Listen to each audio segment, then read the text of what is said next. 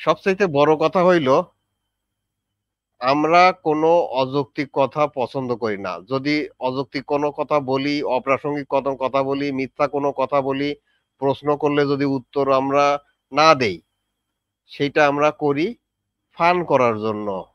যেটাকে বলে সার্কাজম, হুম? বা স্যাটায়ার।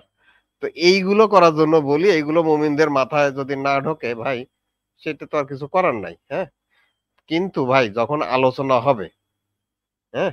আমি আমার বন্ধুর সাথে মজা করতে পারি। কিন্তু ধরেন বিয়ে প্রসঙ্গে, বিয়ে করার প্রসঙ্গে আমি আমার বন্ধুর সাথে যেভাবে কথা বলবো, আমি কি আমার আব্বার সাথে সেইভাবে কথা বলিব? আমি কি প্রধানমন্ত্রীর সাথে সেইভাবে কথা বলিব? তা তো না। বন্ধুর সাথে ইয়ার্কি ফাজলামি কইরে কথা বলা যায়, হ্যাঁ? মজা করে। কিন্তু অন্যান্য লোকজনের সাথে কিন্তু ইয়ার্কি ফাজলামি চলে না। কারণ ওইটা পরিস্থিতি ঐরকম থাকে না। তো ভাই আমরা যখন আলোচনা করি, তখন মানে মুমিনদের সাথে আমরা নাস্তিকরা যখন আলোচনা করি, তখন কিন্তু আমরা এইগুলো 100% মেনে চলি। কোনগুলো? একটু আগে দেখাইছি এইগুলো।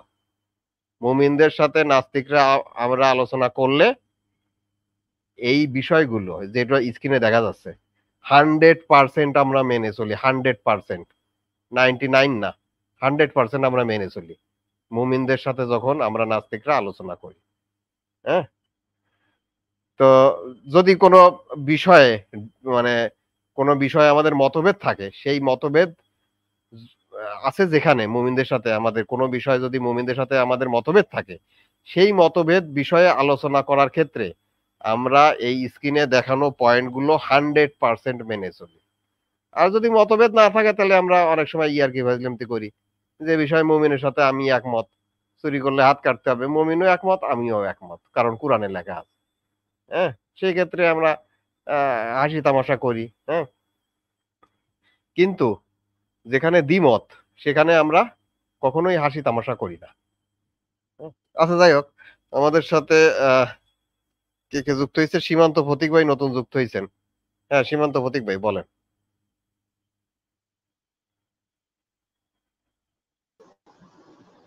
হ্যাঁ, ধন্যবাদ যুক্ত করার জন্য। আমি আসলে কি বিষয়ে আলোচনা হচ্ছে আমি তো জানি না, আমি একটু শুনি আছি কিছুক্ষণ। হ্যাঁ, আপনার আমাদের আলোচনা সবসময় বেশিরভাগই উন্মুক্ত আলোচনা হয়। তবে আমার কিছু পছন্দের বিষয় আছে। মানে কুরআন হাদিস তো আসলে মহাসমুদ্র, মহাসমুদ্র, মহাসমুদ্র। এই সমুদ্রের ভিতর তো হাবুড মানে ডুব দিয়ে ওঠাটা অসম্ভব। হ্যাঁ? এত গভীর। তো এইজন্য আমি সমুদ্র থেকে কিছু পানি গ্রহণ করিয়াছি। হ্যাঁ? পান করিয়াছি।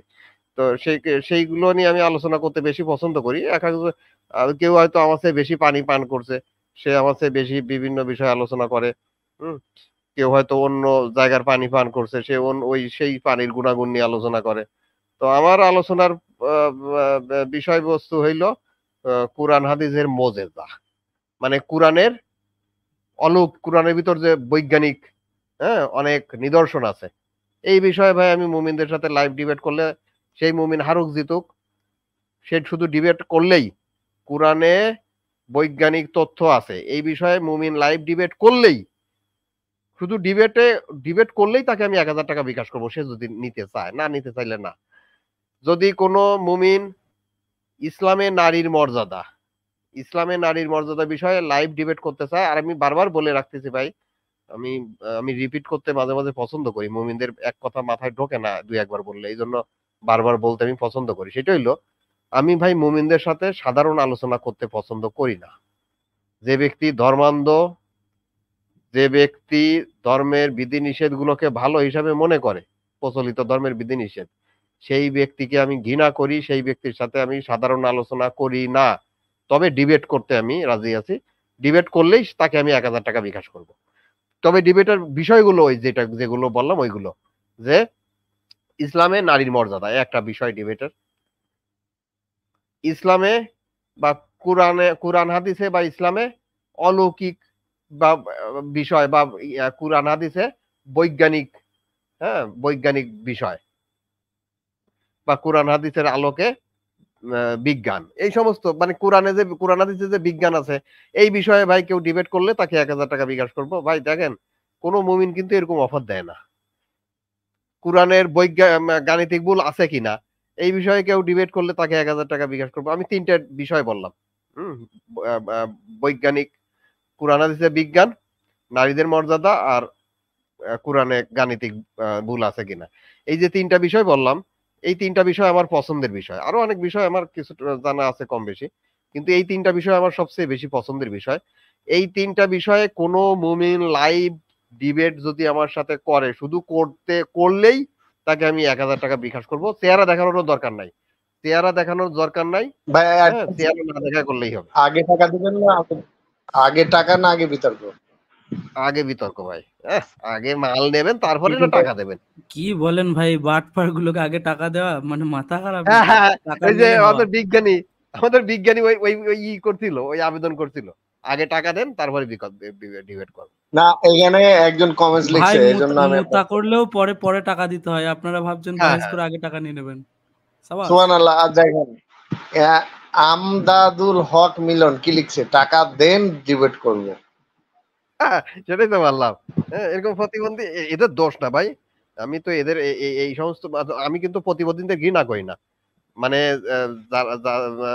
যে সমস্ত প্রতিবন্ধীদের বাপ মা হইল কাজিন, মানে যে সমস্ত প্রতিবন্ধীদের বাপ মা হইল চাচাতো ফুফাতো খালাতো মামাতো ভাই বোন, চাচাতো ফুফাতো খালাতো মামাতো ফুফাতো ভাই বোনের বিয়ে হয়ে যে প্রতিবন্ধী শিশুরা জন্ম নিছে, আমি কিন্তু সেই প্রতিবন্ধী শিশুদের ঘৃণা করি না, ঘৃণা করি তাদের বাপ মাদের। কারণ ওদের বাপ মার কারণে এই এই এই প্রতিবন্ধীগুলো এই কমেন্ট গুলো করে। এরা এরকম কথা বলে, মানুষের হাসির পাত্র হয়।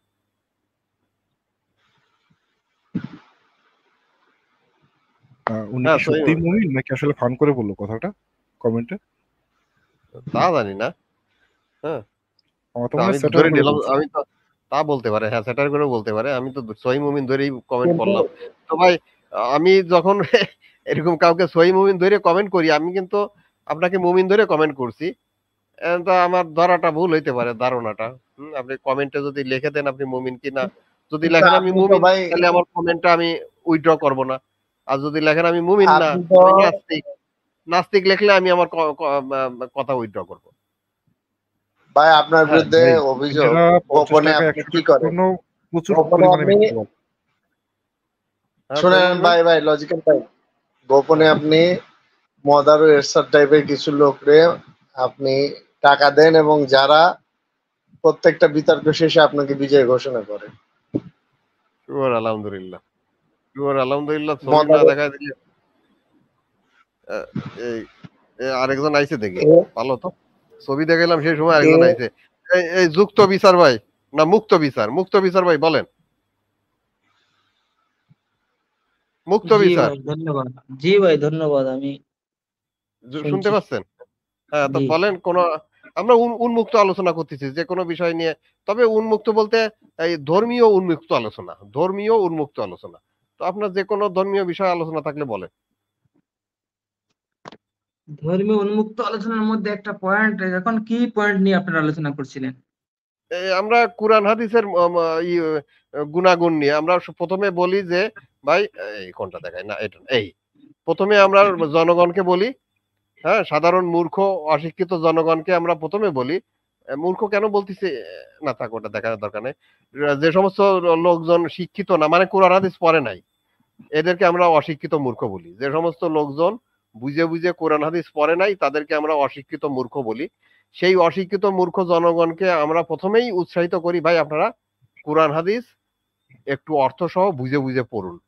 হ্যাঁ, অনেক আমরা লিঙ্ক টিঙ্ক দিয়ে দিই কোথায় গেলে পড়তে পারবে। হ্যাঁ, তারপরে আমরা কিছু কোরআন হাদিস থেকে তথ্য দেখাই ভাই। যারা পড়ে নাই, অনেকবার বলার পরও যারা কোরআন হাদিস পড়ে না, সহজে নেট থেকে ইন্টারনেট থেকে পড়া যায়, তারপরও যারা পড়ে না, বই তো কেনে না, টাকা লাগে বেশি, হ্যাঁ, নেটেও পড়বে না ভাই, পর্ন ভিডিও দেখবে সারাদিন, সারাদিন পর্ন ভিডিও দেখে, তা না করিয়ে যদি ভাই কোরআন হাদিস পড়ে, তাহলে কিন্তু কোরআন হাদিস পড়লেই কিন্তু ওর পর্ন ভিডিও চাইতে বেশি মজা সে পাওয়া যায়। তো যাই হোক, কোরআন হাদিস না পড়ার কারণে আমরা কিছু কোরআন হাদিস থেকে আমরা তাদেরকে পড়াই। যেমন এই যে কোন কাফেরকে হত্যার অপরাধে কোন মুসলিমকে মৃত্যুদণ্ড দেওয়া যাবে না, এটা আছে সহিহ সুনান ইবনে মাজা নামক ধর্মগ্রন্থে হাদিস নম্বর 2658। কাফের বলতে যারা কুফরি করে তাদের কাফের বলে। কুফরি শব্দের বিভিন্ন মানে আছে। যারা খারাপ কাজ করে, যারা হাঙ্গামা দাঙ্গা হাঙ্গামা করে, অশান্তি সৃষ্টি করে, যারা আল্লাহর সাথে শিরিক করে, এরা সবাই কাফের। আল্লাহর সাথে যারা শিরিক করে এরা হইলো সবচেয়ে বড় কাফের। যেমন এই হিন্দুরা মূর্তি পূজা করে, এরা হইলো সবচাইতে বড় কাফের। তো এই কাফেরদের হত্যা যদি কোনো মুসলিম করে তাহলে সেই মুসলিমকে মৃত্যুদণ্ড দেওয়া যাবে না। এটা কিন্তু আমরা দেখেন, এগুলো কিন্তু আমরা দেখেন প্রমাণ সহকারে বলি। আমরা কিন্তু শুধু মুখের কথা আমি নিজেও বলি না, এবং আমাদের প্ল্যাটফর্মে কোনো নাস্তিককে আমরাও বলতে নিরুৎসাহিত করি, ভাই মুখে যা বলেন না আপনি রেফারেন্স দেন, মানে কোথা থেকে পাইছেন সেটা বলেন। তাইলে দেখেন তারা আমি যে বলে, ভাই একটু বলছি, তারা যে দাবি রাখে কোরআন হচ্ছে সমগ্র মানব জাতির জন্য, সমগ্র মানব জাতির জন্য সেটা সর্বজনীন।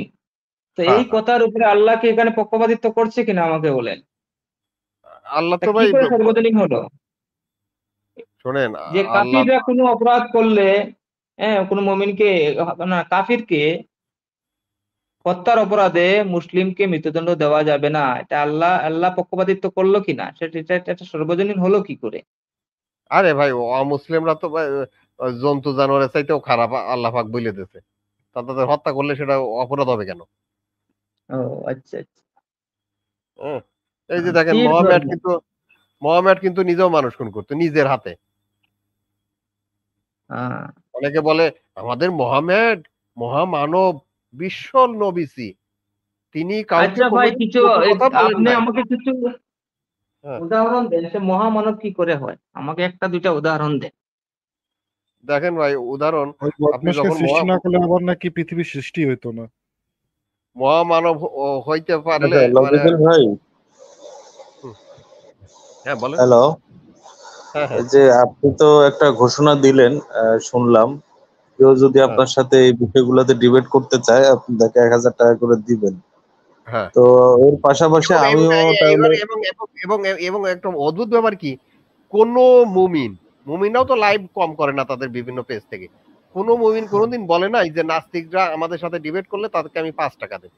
এরকম কোনো কথা আমি কোনো মুমিনের কাছ না, থেকে শুনি আমার নাই। পক্ষ থেকে ভাই একটা ঘোষণা আছে।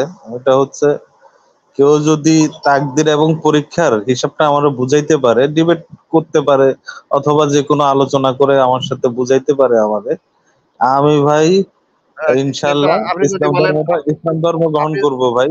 হ্যাঁ, আপনি মানে যদি আপনি ইসলামে যদি ফিরে আসবো। ঘন্টার পর ঘন্টা সে বললো আপনাকে বোঝানোর জন্য, তারপরে আপনি যদি বলেন আপনি বোঝেন নাই, তখন না, আমরা তো এত অবিবেচক না, মানুষজনও থাকবে। সে যদি আমারে কিন্তু সহিভাবে দেখেন, বুঝাইতে পারে। আমার আমার আমার কথা চিন্তা করেন, শুধু ডিবেট করলেই হবে? কি আউল ফাউল জগা মগা দগা জগা, হ্যাঁ আগডুম বাগডুম যাই বলুক না কেন, সে শুধু মানে আমার সাথে ডিবেট করলেই হবে। মনে করেন আমরা ডিবেট করতেছি ইসলামের নারীর মর্যাদা নিয়ে, সেখানে আমি দেখাইলাম দেখেন ইসলামে নারীদের এই বলছে, এই করতে বলছে, এই বলছে, ইসলামে কোরআন হাদিসে নারীদের বিষয় এই আছে।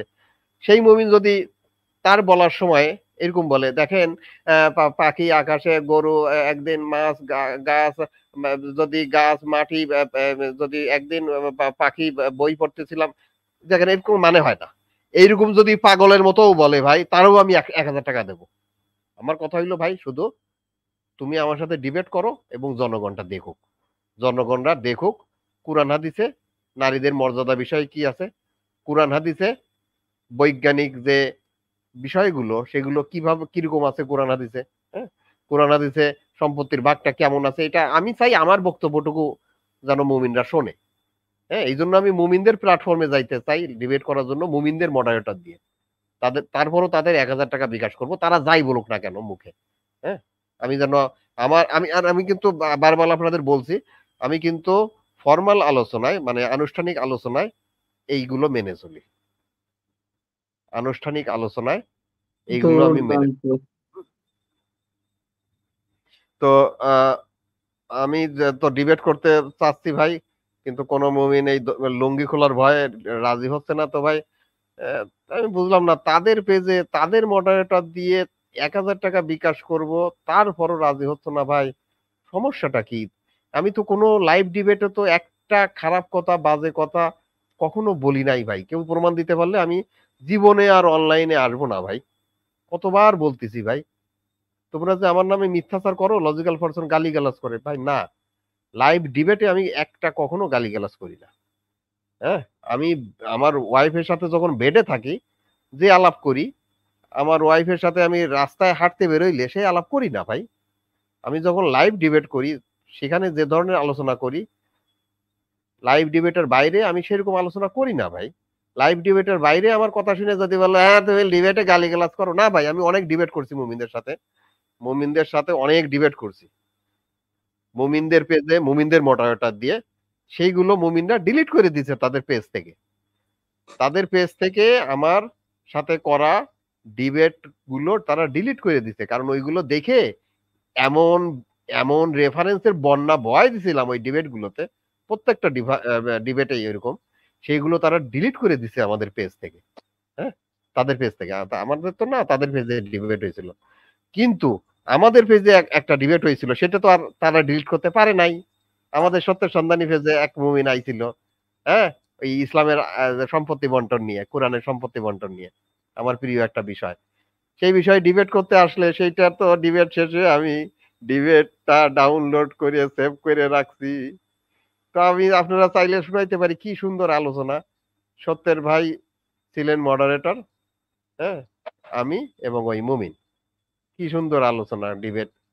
খারাপ কথা তো দূরের কথা ভাই, কোনো অপ্রাসঙ্গিক কথা নাই, কোনো অযৌক্তিক আলোচনা হয় নাই, কেউ কোনো মিথ্যা কথাও বলে নাই, দুইজন ডিবেটরের কেউ কোনো মিথ্যা কথাও বলে নাই। হ্যাঁ, এবং প্রশ্ন করলে দুইজনই উত্তর দিছে। কি সুন্দর আলোচনা ভাই, ডিবেট। আমি আপনারা চাইলে আমি এখনই দেখাইতে পারি, ডিবেটটা তো সেভ করা আছে আমার কাছে, ভিডিওটা, ডিবেটের ভিডিওটা। তো ভাই সেই ডিবেট দেখে সেই মুমিন রে ভাই এখন ত্যায্য করে দিছে অন্য মুমিনরা, বলেন।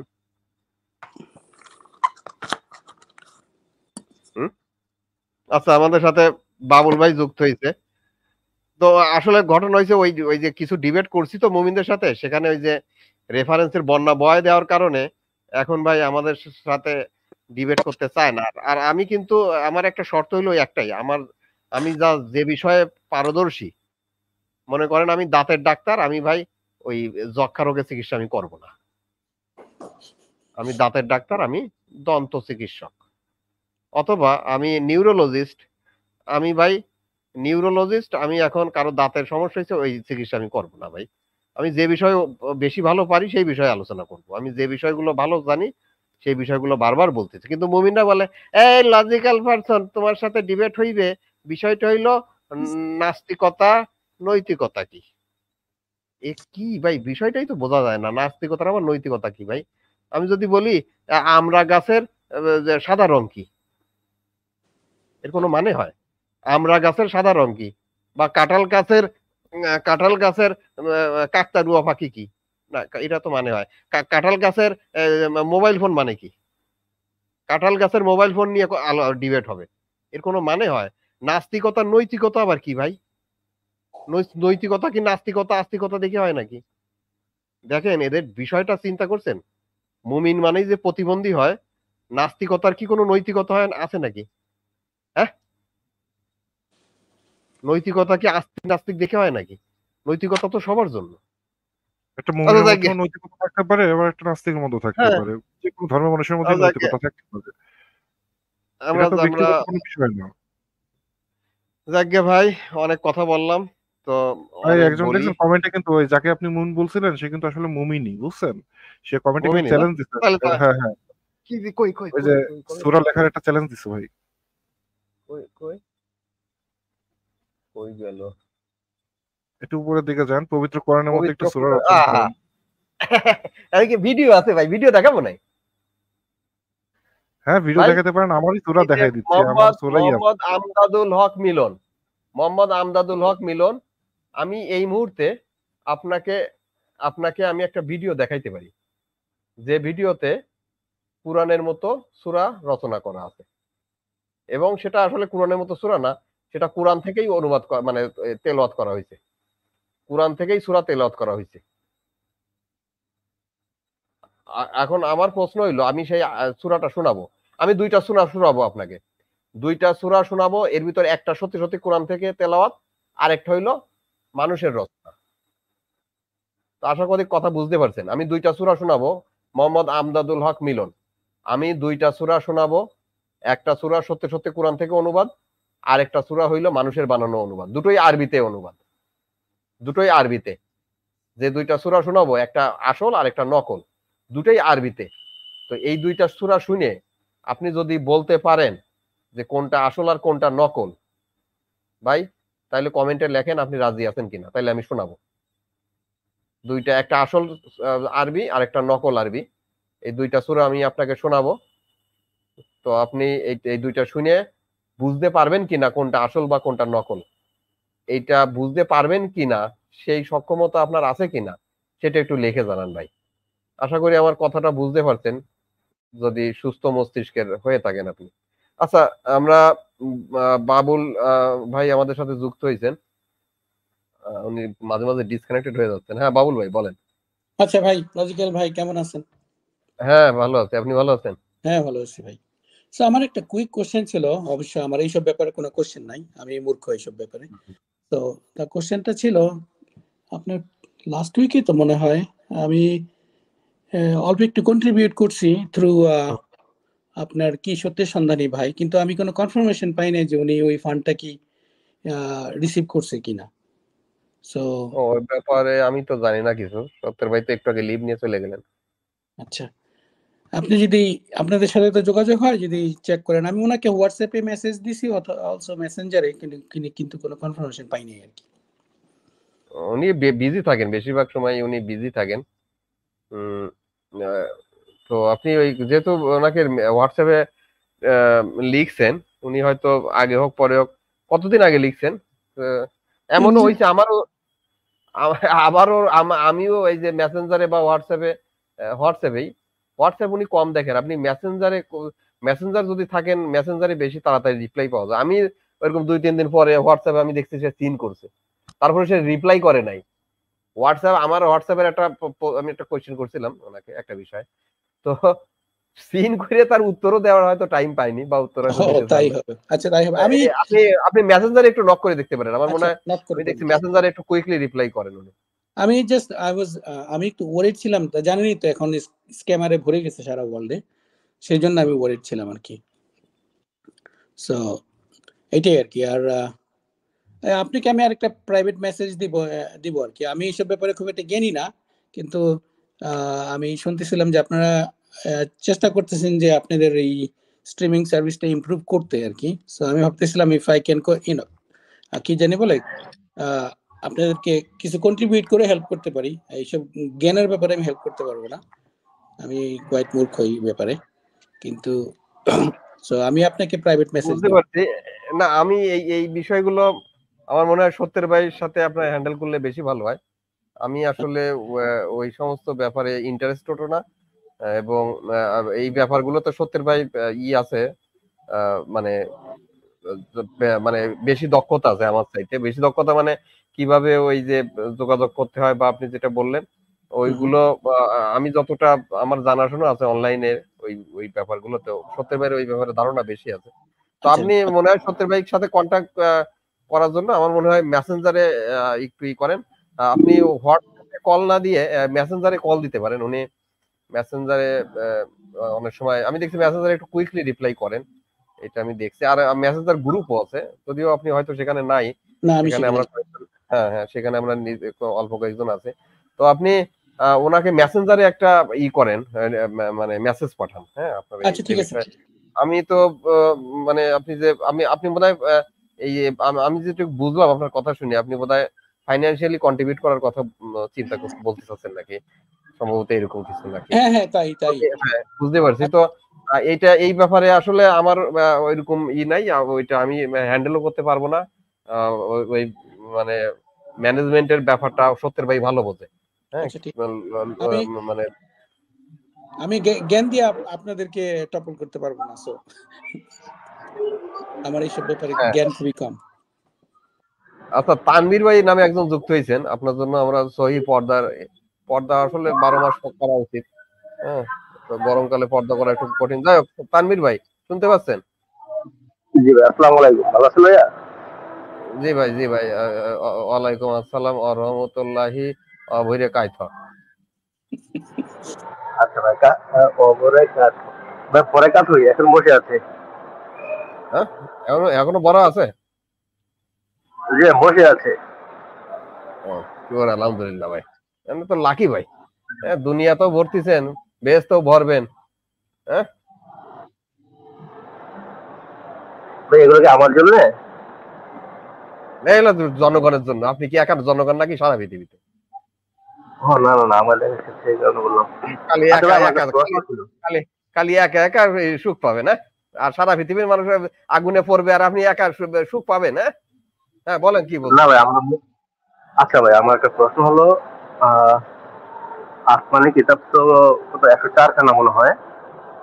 ওই কিতাবগুলোতে সবগুলো তো আল্লাহর ওহী তাই না? মানে আল্লাহ নাজিল করছে। ওই কিতাবগুলোতে আল্লাহর পরিচয় কিভাবে ছিল? ডিরেক্ট আল্লাহ নামেই ছিল না অন্য কোনো পরিচয় ছিল? আর আরেকটা প্রশ্ন হচ্ছে আল্লাহ শব্দের সাথে আমরা কবে থেকে পরিচিত?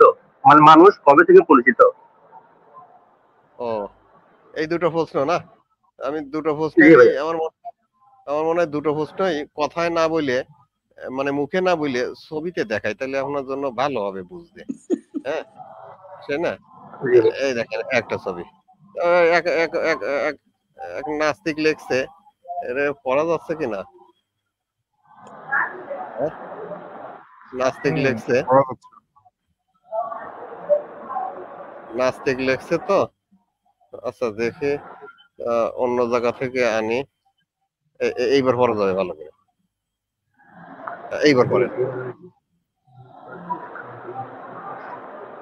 তবে ইংলিশে লেখছে, এই যে বেদাতি ভাষায় লিখছে ভাই। আরবি ভাষায় লেখলে আমরা ভালো বুঝতাম, বাংলায় লেখলেও বুঝতাম, বাংলা আমাদের মাতৃভাষা। আরবিতে লেখলেও মমিন ভাইরা বুঝতো। তা না এই এই কাফের ইংলিশ মানে বেদাতি ভাষায় লিখছে। তো দেখেন তো সেই বেদাতি ভাষাটা পড়ে বোঝেন কিনা। জি ভাই বুঝতে পারছি। আপনার প্রশ্নের উত্তর কি পাওয়া যাচ্ছে? এই লেখা থেকে কি আপনার প্রশ্নের উত্তর পাওয়া যাচ্ছে ভাই? আচ্ছা ভাই কি হইলো? একটা সেকেন্ড আপনি একটু বলেন। হ্যাঁ আপনি একটু বলেন। না না না শুনতেছি ভাই আমি শুনতেছি। আপনাকে আপনাকে বলছে, আপনি তো একটা প্রশ্ন করছিলেন, সেই প্রশ্নের জি উত্তর কি জি জি। এই লেখার মাধ্যমে হইলো উত্তরটা নাকি হয়নি? আহ, আচ্ছা ভাইয়া আমি একটা মিনিট পরে উত্তর দিতেছি একটা মিনিট। আচ্ছা আচ্ছা আচ্ছা ঠিক লজিক্যাল আছে। ভাই, হ্যাঁ আমি হ্যাঁ একটু বলেন। যে ওনার প্রশ্নের প্রেক্ষিতে আমি একটু আল্লাহ সাহেবের বিষয়ে দু একটা কথা বলি। হ্যাঁ, আল্লাহ শব্দটা নিয়ে বলি। আপনি তো যেটা দেখাচ্ছেন সেটা তো ঠিকই আছে ভাইয়া বলবো লজিক্যাল ভাই। এই এই তানভীর ভাই, আপনি কি কিছু জি ভাইয়া। বলবেন? যদি না কিছু না বললে আপনি মাইক্রোফোন মিউট করে রাখেন, আর বললে বলেন। হ্যাঁ হ্যাঁ এখন হ্যাঁ ওটা তো বুঝলাম মানে একজনের মন্তব্য। আপনার মন্তব্য শুনতে যেতেছি আমি। ভাইটার সাথে আমরা কবে থেকে পরিচিত? আল্লাহ আচ্ছা শব্দের সাথে। আমি একটু আমার আমি আমার একটু মন্তব্য বলি। আমার মন্তব্য হইলো ওনার সাথে আমি একমত।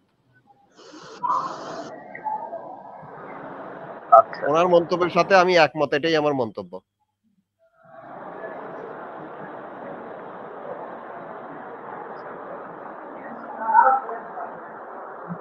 আচ্ছা ঠিক আছে ভাই। এরকম ভাবে বলা যায় যে ধর্মের আচ্ছা শুরু তখন হয়েছিল এটা তো যখন আচ্ছা প্রথম কোনো ধর্মটা তো সেটা শিয়াল বুঝলাম। প্রথম কোনো মুরগি দেখা একজন পাইছিল। একজন একজন একজন হ্যাঁ হ্যাঁ লিওন ভাই বলেন। বললাম যে কথাটা এইভাবে বলা যায় যে ধর্মের উদ্ভব হয়েছিল তখন যখন প্রথম কোনো শিয়াল প্রথম একটা মুরগি পাইছিল তখন থেকে। হ্যাঁ এভাবে বলা যায়। হ্যাঁ এইবার বলেন তানভীর ভাই বলেন। জি ভাইয়া তাহলে আল্লাহ শব্দটার সাথে আমরা পরিচিত কবে থেকে? মানুষজন পরিচিত কবে থেকে? এর উত্তর হইলো আল্লাহ ফাঁকি ভালো জানে। ইয়া আচ্ছা লজিক্যাল আমি ভাই লজিক্যাল ভাই, আমি একটু এই বিষয়ে একটা লাইন বলতে চাই। হ্যাঁ হ্যাঁ, হ্যাঁ হ্যাঁ বলেন। তার নিয়ে একটু মিউট করেন, আপনার থেকে কোনো শব্দ আসতেছে। আচ্ছা, তো তানভীর ভাই যেটা বললো স্পেসিফিক ভাবে স্রষ্টা বা ধর্মের কথা না বলে স্পেসিফিক ভাবে আল্লাহর কথা বলছে। আল্লাহ শব্দটা কবে থেকে আসছে?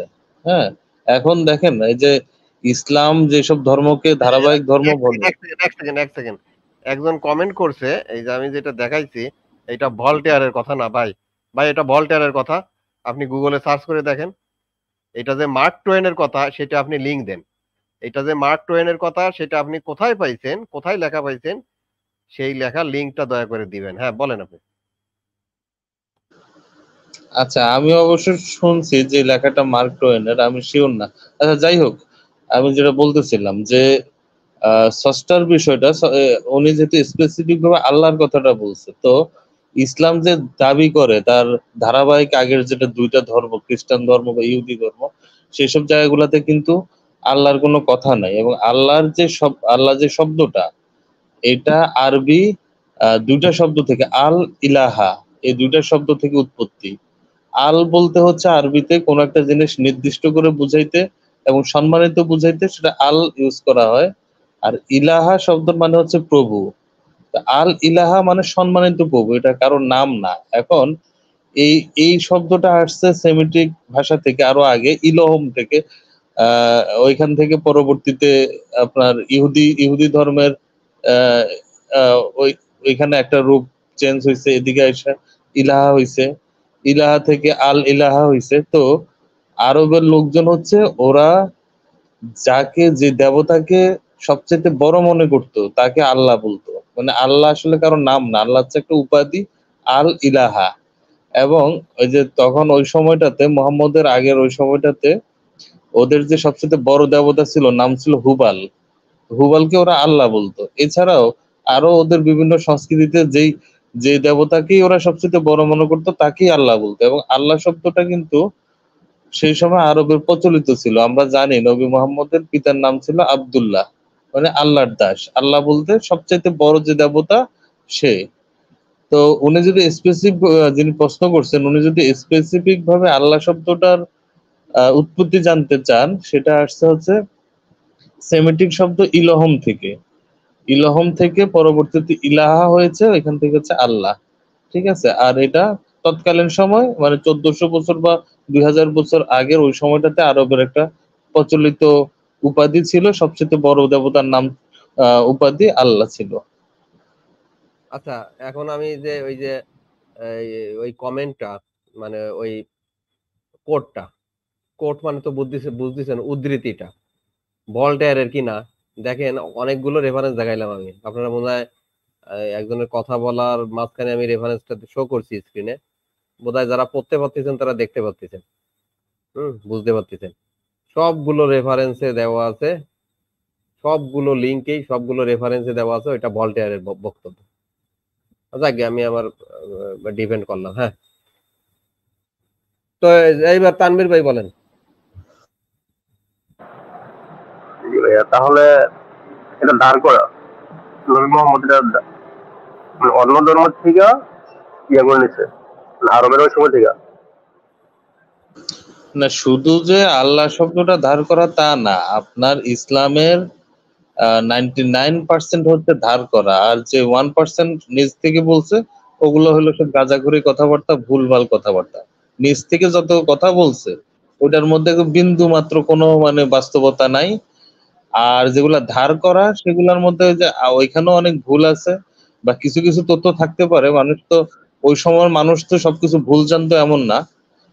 তো কোরআনের ইসলামের যে বিষয়গুলা তার একদম 99% হচ্ছে ধার করা, ইহুদি ধর্ম থেকে, খ্রিস্টান ধর্ম থেকে, তারপর হচ্ছে বিভিন্ন গল্প থেকে, ওই যে আহ, প্রাচীন বিভিন্ন উপকথা থেকে এই জিনিসগুলো ধার করা। হ্যাঁ, শুধু আল্লাহ না, আপনি দেখেন ইসলামের যে আচার গুলা, আচার আচরণ, এই যে মক্কার চারপাশে যে পাক খাওয়া, এটা কিন্তু প্যাগান একটা চর্চা। ঠিক আছে। তারপরে ধরেন রোজা রাখা, এটা কিন্তু ইহুদিরা রাখতো রোজা। তারপরে হচ্ছে মানে এই ধরনের ইসলামের অধিকাংশ জিনিসই ধার করা। আসলে ইসলামের আহ মানে নিজস্ব বলে আসলে কিছু নাই। হ্যাঁ, শুধু আল্লাহ না, সবকিছুই ধার করা। এটাকে আপনি ধার করা বলবেন না চুরি করা না বলবেন? না না, সবকিছু ধার করা হয় কেমনে? এই সরি। যে দাসীর সাথে লাগালাগি, তারপরে শিশু বিবাহ, 11-13টা বিয়ে করা, তারপরে হেবানিয়া, তারপরে যে আরো অনেক বিষয় আছে, এগুলো কেমনে তাহলে অন্যতম থেকে? এগুলো তো মোহাম্মদের নিজেই আবিষ্কার করা, এর জন্য তো সে কৃতিত্বের দাবিদার, তাই না? এখন দেখেন এই জিনিসগুলা মোহাম্মদ এই জিনিসগুলাকে বৈধতা দিয়ে গেছে কিয়ামত পর্যন্ত, ঠিক আছে? কিন্তু এমন না যে এই জিনিসগুলা অনেক বিয়ে বহু বিবাহ আগে করতো না, তা না।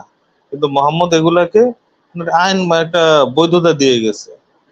হ্যাঁ, দাসের সাথে সেক্স করা সেটা ওই ওই সময় এটা প্রচলিত ছিল, কিন্তু সেটা হয়তো ওইভাবে বৈধ ছিল না। নবী মোহাম্মদ এটাকে বৈধতা দিয়ে গেছে। হ্যাঁ, তারপরে যেমন ধরেন আপনার এই গনিমতের মাল, দাস দাসী সংগ্রহ করা, এগুলা তখন প্রচলিত ছিল। এগুলা হচ্ছে নবী মোহাম্মদ জিনিসগুলাকে বৈধতা দিয়ে গেছে।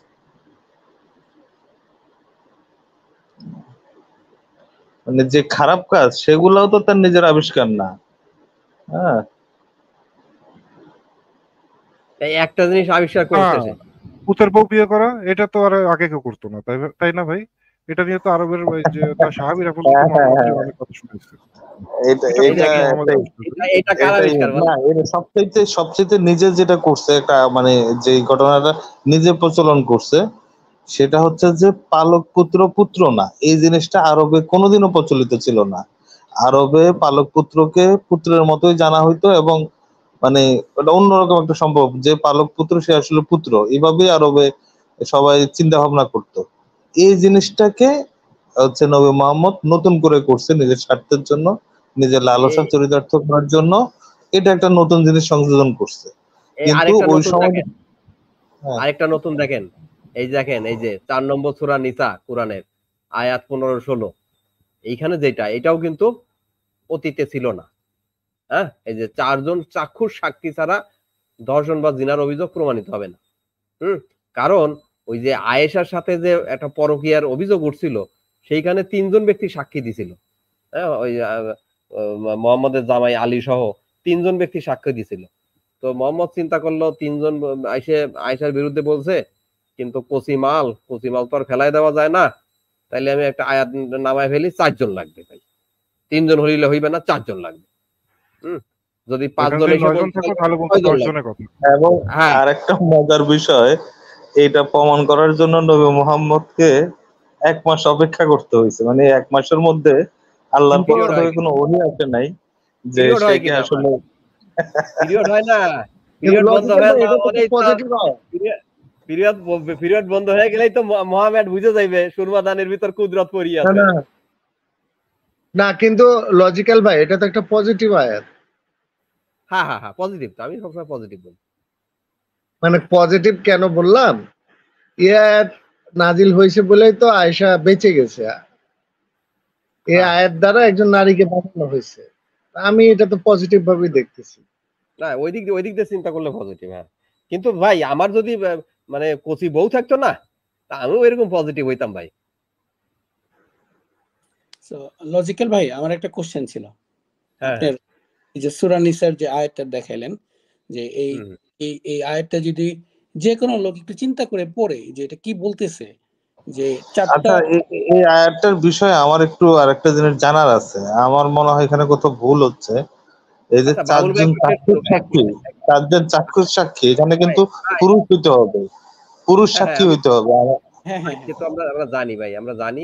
এটা আমি তো সংক্ষেপে লিখছি ভাই, আমি তো এখন পুরো এখন ধরেন আয়াত। আপনার কোনো মহিলা হোস্টেলে যদি শত শত মহিলাদের সামনে একজনকে ধর্ষণ করা হয়, এটা কিন্তু এখানে কোনো প্রমাণ থাকবে না।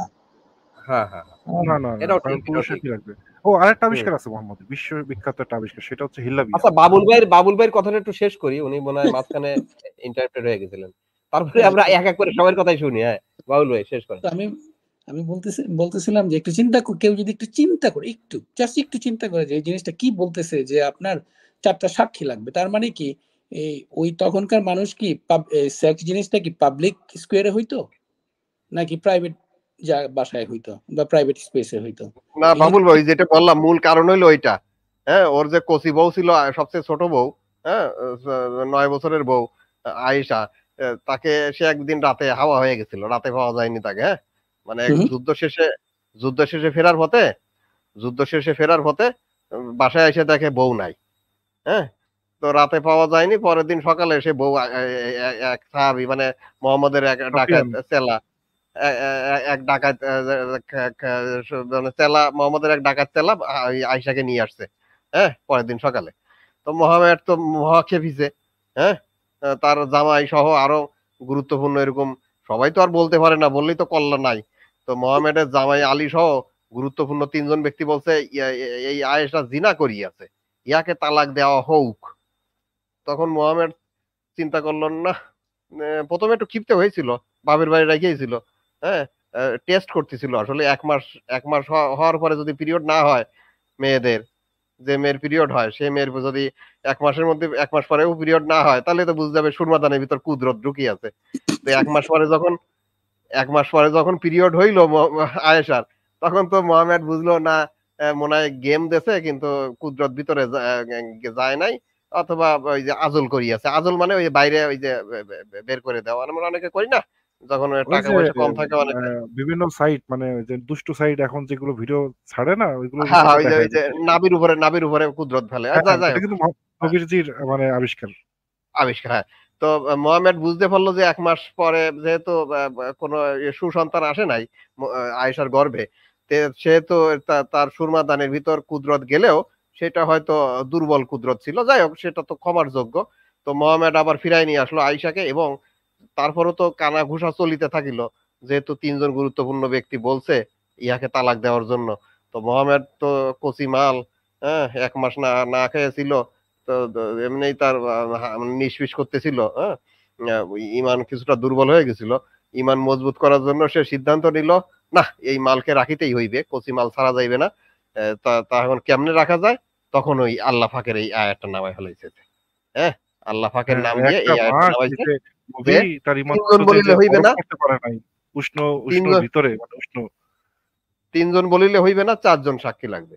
যদি 10 জন বলতো তাহলে বলতো না 4 না, জন শুধু লাগবে, শুধু 11 জন। বললে হবে না তো ভাই, এখানে আরেকটা বিষয় আছে। আপনি সুরমা দানের ভিতরে সুরমা শলাকা যেভাবে প্রবেশ করে হ্যাঁ ওইভাবে হ্যাঁ হ্যাঁ, দেখতে হবে, ওইভাবে ওইভাবে 4 জন পুরুষ দেখতে হবে, না হলে কিন্তু এটা প্রমাণ হবে না। এখন দেখেন আমি এই আমি জিনিসটা কি, আমি এখানে এই সংক্ষেপে জিনিসটা কি লিখছি কেন, ভালো হয়েছে না খারাপ হয়েছে নারীর জন্য? আমি আপনি এখানে কি এখানে সংক্ষেপে এইভাবে লিখছি কেন, চাকরি কি পাবেন আপনি? এখানে যদি বিস্তারিত লিখতাম না, পুরো হাদিসটা আনতাম, তাইলে লেখাগুলো এত ছোট হয়ে যাইতো যে যারা মোবাইলে যারা আছে তারা দেখতে পাইতো না। হ্যাঁ, এই জন্য আমি মূল কথাটা লিখছি জানো, যারা মোবাইলে আছে তারাও দেখতে পায়, হ্যাঁ, না এবং এখন দেখতে পায় মনে মনে বলে, এই লজিক্যাল পারসন, তোর মায়েরা দুসি, তুই এই মিথ্যা কথা কেন বললি, এই রাগে যায় ক্ষিপ্ত হয়ে তারা যেন কুরআন হাদিস খোলে। আমি সেইটাই ভাই চাই, হ্যাঁ, এরা ক্ষিপ্ত হয়ে রাগে যায় আমি মিথ্যা কথা কেন বলতেছি, এই দুঃখে এই বেদনায় তারা যেন কুরআন হাদিসটা খোলে, এইটাই আমি চাই ভাই।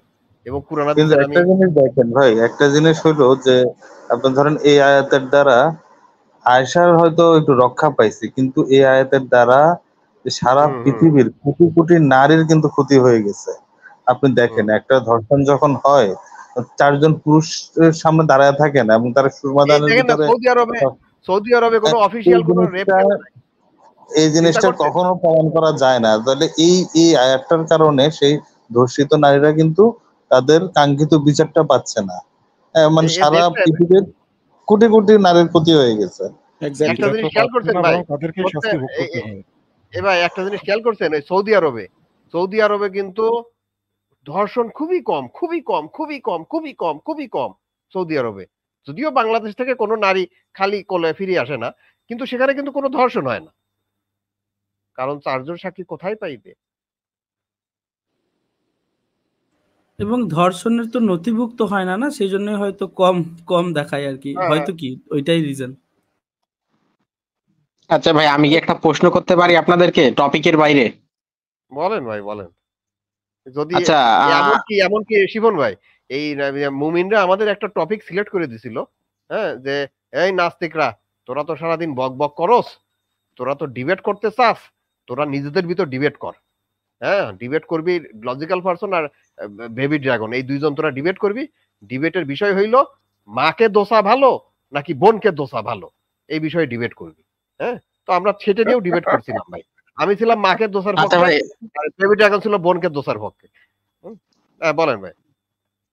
আচ্ছা, আমার আমার প্রশ্নটা হলো কি, আমি কিছুক্ষণ আগে একজন মানে মালু হিন্দু মানে বিশ্বাসী আর কি, হিন্দু বিশ্বাসী লোকের লাইভে যুক্ত হয়েছিলাম, বুঝলেন?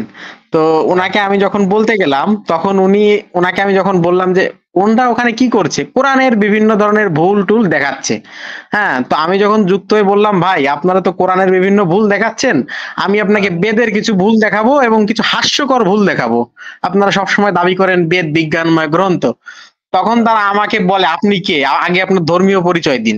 আমি বললাম আমি ভাই একজন নাস্তিক। সে বললো কি আপনি তো নাস্তিক না, আপনি হচ্ছেন একজন মুমিন। হ্যাঁ, তো আপনার ফেস দেখান, আপনার দাড়িহীন মানে মোসহীন দাড়িওয়ালা ফেসটা দেখান আমাকে, তারা বলছে, বুঝলেন। তা আমি বলছি ভাই আপনি কি চান যে নবী মোহাম্মদ রে আমি এখানে খানিকক্ষণ দুচি, বুঝলেন। তখন উনি বলছে না না না ভাই ঠিক আছে, তাহলে আমি মেনে নিলাম আপনি নাস্তিক। তাহলে আপনি এইটা বলেন যে আপনার মান্যতা কি। এখন এখানে তো অনেক সিনিয়র নাস্তিকরা আছেন, তো আপনারা বলেন আপনাদের মান্যতা কি এবং আপনারা মানে কোনটা মেনে নেন। এটা এটা জেনে তাদের ফেসবুকে আমাকে মেসেজ করতে বলেছে, তারপর তারা আমাকে লাইভে নিয়ে ডিবেট করতে বসবে, বুঝলেন। তো আপনারা বলেন আপনাদের মান্যতা কি। মান্যতা মানে আমরা কোনটা মানি, তাই? হ্যাঁ হ্যাঁ, মানে আপনারা বুঝুন না, কোন মান্যতা কি জিনিস সেটা আগে বুঝে আসেন। মানে মান্যতা হ্যাঁ কি? হ্যাঁ হ্যাঁ, মান্যতা বলতে কি নাস্তিকরা কার কথা মানে, এবং নাস্তিকদের আমি বলছি ভাই নাস্তিকদের তো কোনো নির্দিষ্ট নবী রাসূল নাই। হ্যাঁ, যে আমরা তাদের কথা মানবো, বা নাস্তিকদের তো কোনো বেদ বেদ আর আর আপনার কোরআন টোরান কিছুই নাই যে আমরা তাদের কথা মানবো। তখন বললো তাহলে নাস্তিকরা কোনটার উপর নিজের করে, মানে নাস্তিকদেরও তো ভুল ধরতে হবে তাদের, বুঝলেন না। তো এখন নাস্তিকরা কোন গ্রহণ থেকে মানে, নাস্তিকদের কি আছে নাই, এই সমস্ত তারা জিজ্ঞাসা করেছে এবং তারা বলেছে নাস্তিকদের মান্যতা কি। এখন মান্যতা আপনারা একটু বলেন। আমি তাদের কথা এইটুকুই বুঝতে পেরেছি যে নাস্তিকরা কোনো কিছু মানে কি মানে না, এইটাই আর কি। আচ্ছা এই তাহলে বিষয়ে আমি একটা বলবো মজার কথা কোন বলি আমি ব্যক্তিকে একটা মানে কোন ব্যক্তিকে মানে না। আচ্ছা আচ্ছা আমি বলি মান্যতা বলি, তাহলে ওনাদেরকে যা বলেন যে নাস্তিকদের মান্যতা হচ্ছে তথ্য প্রমাণ এবং যুক্তি। ঠিক আছে, এখন আপনারা ওই তথ্য প্রমাণ যুক্তি নিয়ে আসেন, তাহলে আমরা এটাই আমাদের মান্যতা। না, এই একটা এক্সপিরিয়েন্স আমার আছে, আমি বলি। একদিন আমাকে নিয়ন ভাই প্রশ্ন করেছিলেন যে আমি একটা চ্যানেলে বসি। হ্যাঁ, আমি একটা চ্যানেলে বসতাম। তো কালকে একটা ঘটনা ঘটলো ব্যাক স্টেজে, যেটার জন্য আমি আর সবাইকে ওদেরকে ব্লক করেছি, কোনোদিনও যাবও না ওই চ্যানেলে। তো কেসটা হচ্ছে যে এদের যে অবস্থা, এই যারা হিন্দুত্ববাদী সাজে, এখন আবার অনেক এক্স মুসলিম ওই শুধুমাত্র টাকা জড়ো করার জন্য ওই হিন্দু সাজছে, বুঝলেন তো। তো এদের অবস্থা এতটা বেশি প্যাথেটিক, বিশ্বাস করুন মমিনরা এদের থেকে কোটি গুণে ভালো, লাখ নয় কোটি গুণে ভালো মুসলিম মুমিনরা এই হিন্দু মুমিনগুলোর তুলনায়। এরা এত বেশি প্যাথেটিক। হ্যাঁ বলুন। যাক, আমি তো মাঝখানে ফাঁকে কিছু কোপ দিয়ে নিলাম, ফাঁকে কিছু কোপ দিলাম, মানে ফাঁকে কিছু এই সোনা টান ধর্মের কিছু ধর্মগ্রন্থ থেকে কিছু জিনিসপত্র দেখা দিলাম। হ্যাঁ, সোনা টান ধর্মের তবে আরো এইটা আছে। সত্য যে আচ্ছা মুসলিমদের থেকে কিন্তু হিন্দুরা একটু মানে নোংরা বেশি। মুসলমান যাই হোক ওরা রাইট। একটু উগ্রতা হইতে পারে, উগ্র হ্যাঁ, হইতে পারে, এটাই জঙ্গি বললাম। হইতে পারে, কিন্তু ওরা নোংরা বেশি, আর অতিরিক্ত এরা নোংরা। জাম্প করে, একটা জিনিস থেকে একটা জিনিসে জাম্প করবে, বুঝলেন তো। এবং যারা চারবাক আছে তাদের দিকেও সনাতনী বলে চালিয়ে দিতে চায়। তুমি এটা মানছো না, সেও সনাতনী। এরা চারবাকরা, এরা দর্শন মানতো না, এরা বেদ মানতো না, এরাও সনাতনী। এমন একটা প্যাথেটিক সিচুয়েশন এরা তৈরি করছে, মনে হচ্ছে ভাই যে স্ক্রিনের ভিতর যদি হাত ঢুকে থাপড়ানো যেত না, এদেরকে থাপড়াতাম আমি, বিশ্বাস করুন। মানে এত প্যাথেটিক সিচুয়েশন এদের, মানে কথা বলতেই ইচ্ছা করে না এদের সাথে। আরেকটা ব্যাপার মানে কি, এরা তারপর কিন্তু মুসলিমদের প্রচুর তোষামত করে। এরা যখন সংখ্যালঘু থাকে না, তখন কিন্তু মুসলিমদের প্রচুর তোষামত করে। আপনারা কি জানেন যে এলাকায় আমি যে এথিস্ট, বা আমি যে যে ধর্ম নিয়ে, তখন তো এথিস্ট ছিলাম না, আমি প্রথমে তো আসলে সংশয়বাদী ছিলাম এবং ধর্ম নিয়ে এগুলো প্রশ্ন করতাম। তো এগুলো আমার এক হিন্দু বন্ধুর সাথে শেয়ার করছিলাম। ও মানে ওর যে যত মুসলিম বন্ধু আছে তাদের কাছে যাই বলছেন মানে তোদের ধর্ম নিয়ে কথা বলে নিয়ন। আমরা কি কথা বলি না তো, আমরা তো রেফারেন্স দেখাই। আপনারা খালি কথা কথা বলেন কেন? আমরা কি কোনো কথা বলি? আমি দেখছেন আমি কথা বলি না, আমি খালি লেখা পড়ি। আচ্ছা, এই যে লজিক্যাল ভাই, এটা কি আপনার কোনো পিডিএফ করা নাকি এটা আপনার মানে ভিডিওর মাধ্যমে চালাচ্ছেন, নাকি এটার কনসেপ্টটা কি, এই যে সনাতন ধর্মের এই মালগুলো চালাচ্ছেন আপনি? এইগুলো আমার কাছে রেফারেন্স আছে ভাই, সেগুলো হ্যাঁ, আমি আমি হ্যাঁ, চাচ্ছিলাম এইগুলো নিতে, তো আমি এইগুলো কিভাবে নিতে পারি আপনার থেকে? আপাতত স্ক্রিনশট দিন ভাই। আপনি আর নিতে পারলে আমাদের দিতে গুগলে তো হবেই। আচ্ছা, আমার কাছে একটা আছে, এই সনাতন ধর্মের যত বই আছে, ওদের যতগুলো ধর্ম বই আছে সবগুলোর একটা লিংক আছে, আমি দিচ্ছি আপনাকে। ঠিক আছে, দেন তো ভাই, দেন তো, খুব বইয়ের উপকার হয়। রেফারেন্স দিয়ে লাভ নেই কেন জানেন? সরাসরি এটা বই। ঠিকই মানবে, ফলো করবে, সবকিছু করবে। আপনি যখন ওই বইটা থেকে প্রশ্ন করবে, আমি বলে আমি এই বইটা তো মানি না, এই বইটা না মানলে আমি সনাতনী। কি করবেন বলুন? আরে ভাই কোনটা মানে না? বেদ মানে না তো গীতা মানে, গীতা না মানে তো উপনিষদ মানে, উপনিষদ না মানে তো রামায়ণ মানে, রামায়ণ না মানে তো মহাভারত মানে, মহাভারত না মানে তো পুরাণ মানে, একটা না একটা তো মানে।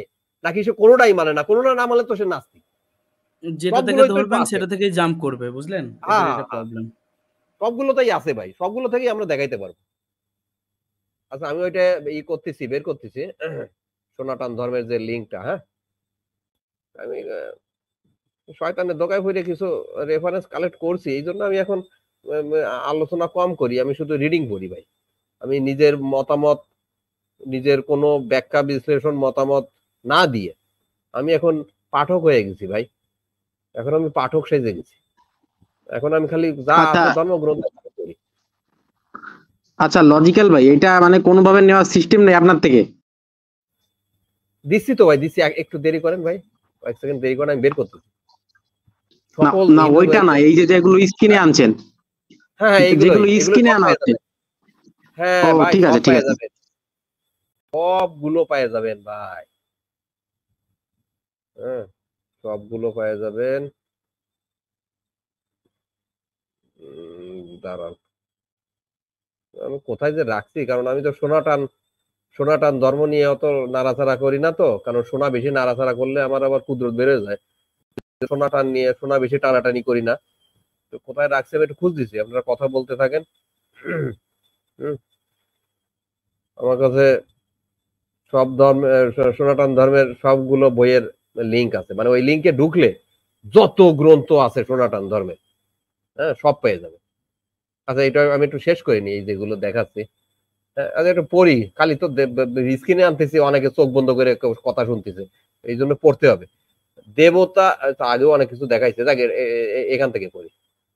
12 বছরের চেয়ে বেশি বয়সী কোন শিশু কন্যাকে কোন পুরুষ বিয়ে করলে সেই পুরুষ নরকগামী হইবে। মানে সনাতন ধর্ম অনুযায়ী মেয়েদের বিয়ে দিতে হইবে 12 বছরের ভিতরে। 12 বছরের বেশি বয়সী মেয়েকে বিয়ে করলে যে পুরুষ সেই মেয়েকে বিয়ে করবে সেই পুরুষ দোজখে যাইবে, মানে নরকে যাইবে। হুম, কোন নারী যদি চন্ডাল বংশের পুরুষের সাথে যৌন মিলন করে, সেটা বিয়ে করেই করুক আর বিয়ে না করেই করুক, কোন নারী যদি চন্ডাল বংশের পুরুষের সাথে যৌন মিলন করে, তাহলে সেই নারীকে পাপ মুক্ত হওয়ার জন্য 10 জন ব্রাহ্মণের সাথে যৌন মিলন করতে হবে। দেখছেন, এটা ওয়াও, হলো সনাতন ওয়াও। ধর্ম। এগুলো তো আপনারা কোনোদিন শোনেনও নাই ভাই। হ্যাঁ, আমি সব রেফারেন্স দিচ্ছি ভাই। হ্যাঁ, একেবারে। আচ্ছা, কোন ব্রাহ্মণ যদি শূদ্রকে উপদেশ দেয়, তাহলে সেই ব্রাহ্মণও নরকে যাবে। চিন্তা করছেন? ব্রাহ্মণ শূদ্রকে উপদেশ দিলে, ভালো ভালো ভালো কোনো কিছু করার উপদেশ কাকে বলে ভাই? ভালো কিছু করার, হ্যাঁ, কেই তো উপদেশ বলে। ব্রাহ্মণ হয়ে যদি শূদ্রকে ভালো কোনো উপদেশ দেয়, মানে কোনো উপদেশ দেয়, তাহলে ব্রাহ্মণও নরকে যাইবে। হুম, আর এই যে আসলে ভাই, এই যে যে মনুসংহিতা, বুঝলেন, এটা আমি পড়তেছিলাম, পড়তে পড়তে মানে 2 অধ্যায় পড়ার পর আমার মেজাজ টেজাজ এতটা খারাপ হয়েছে, মানে ওদের ঈশ্বর বা ভগবান মানে ব্রাহ্মণদের পা এমন চাটছে এই গ্রন্থটায়, মনে করেন মেজাজ টেজাজ খারাপ হয়ে মানে আমি ধৈর্যচ্যুত হয়ে গেছি, বুঝলেন। এমন চাটছে এদের ব্রাহ্মণদের।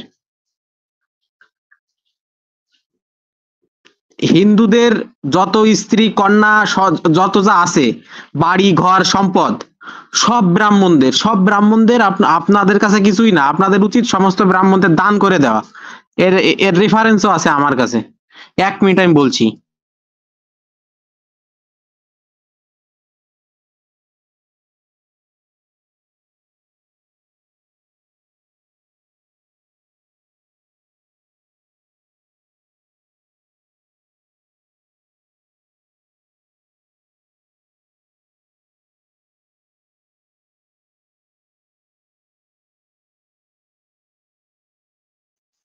এই এই সনাতন ধর্মের আপনার মনুসংহিতা 1/100 প্রথম অধ্যায় 100 নম্বর শ্লোকে এটা বলা হচ্ছে যে সমস্ত সম্পত্তি ব্রাহ্মণের, শূদ্রের কোনো সম্পত্তি নেই। আচ্ছা, আমি তো কাউকে শুনতে পাচ্ছি না, আমার কথা কি শোনা যায়? একদম পরিষ্কার, আপনি বলুন। হ্যাঁ, তো এই মানে এদের কি বলবো, এরা এমন চাটছে ব্রাহ্মণদের পা, যে এখন আর ওদের পা নেই, ওদের পা চেটে চেটে স্বর্গে তুলে দিয়েছে এরা।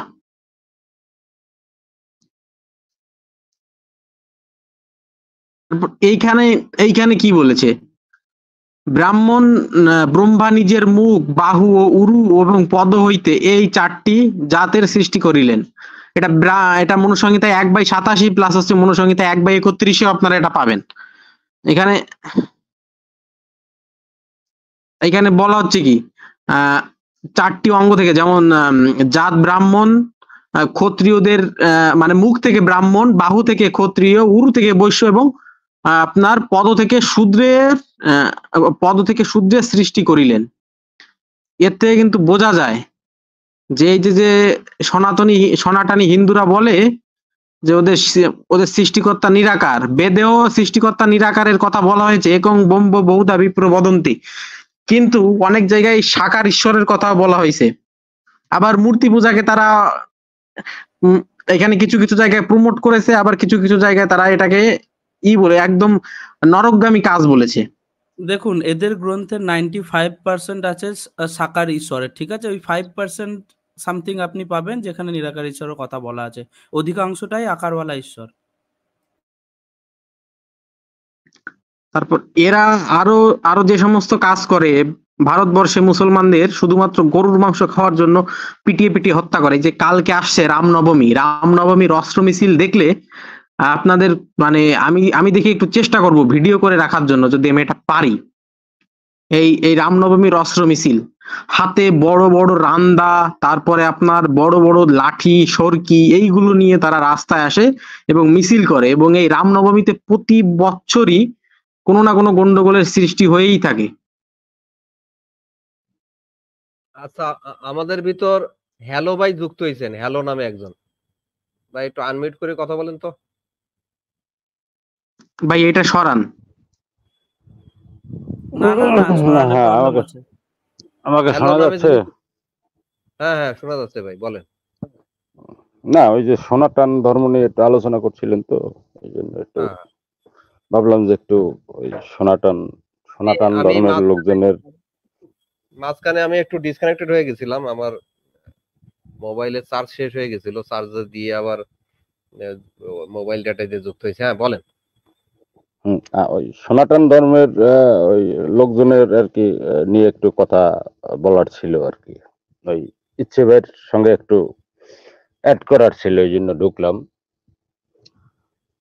আমাকে শোনা যাচ্ছে? হ্যাঁ হ্যাঁ বলুন না, একদম পরিষ্কার। না, আমি একটু করি। চিন্তা করেন যে যারা ওই সনাতন ধর্মের যারা শূদ্র, তারা তো নিচু জাত।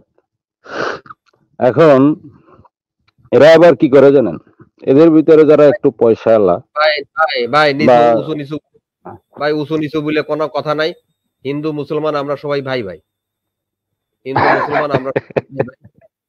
এবং আমি একটা কবিতা ছোটবেলায় পড়ছিলাম না, শুনছিলাম। আমার এক মানে মারাত্মক মানে টাউট না, ঠিক ওই কি বলা যায়, ফাজিল এক বন্ধু ছিল, মারাত্মক ফাজিল, মানে যেন তেন ফাজিল না, মারাত্মক টু দি পাওয়ার কয়েক কোটি হবে। তো মারাত্মক টু দি পাওয়ার কয়েক কোটি সেই বন্ধু আমাকে একটা কবিতা শোনাইছিল ছোটবেলায়। কবিতাটার নাম মনে নাই, কবির নামও মনে নাই, তবে কবিতাটা মনে আছে আমার কাছে। কবির নাম এবং কবিতার নাম, কবির নাম মনে নাই। আমি এই নাম দুটো আমি নিজেই দিয়ে দিছি, কারণ কবিতাটা যেহেতু আমার মনে আছে, কবিতা পড়ি আমার কাছে মনে হইলো এই কবিতাটার নাম হওয়া উচিত হিন্দু মুসলমান ভাই ভাই।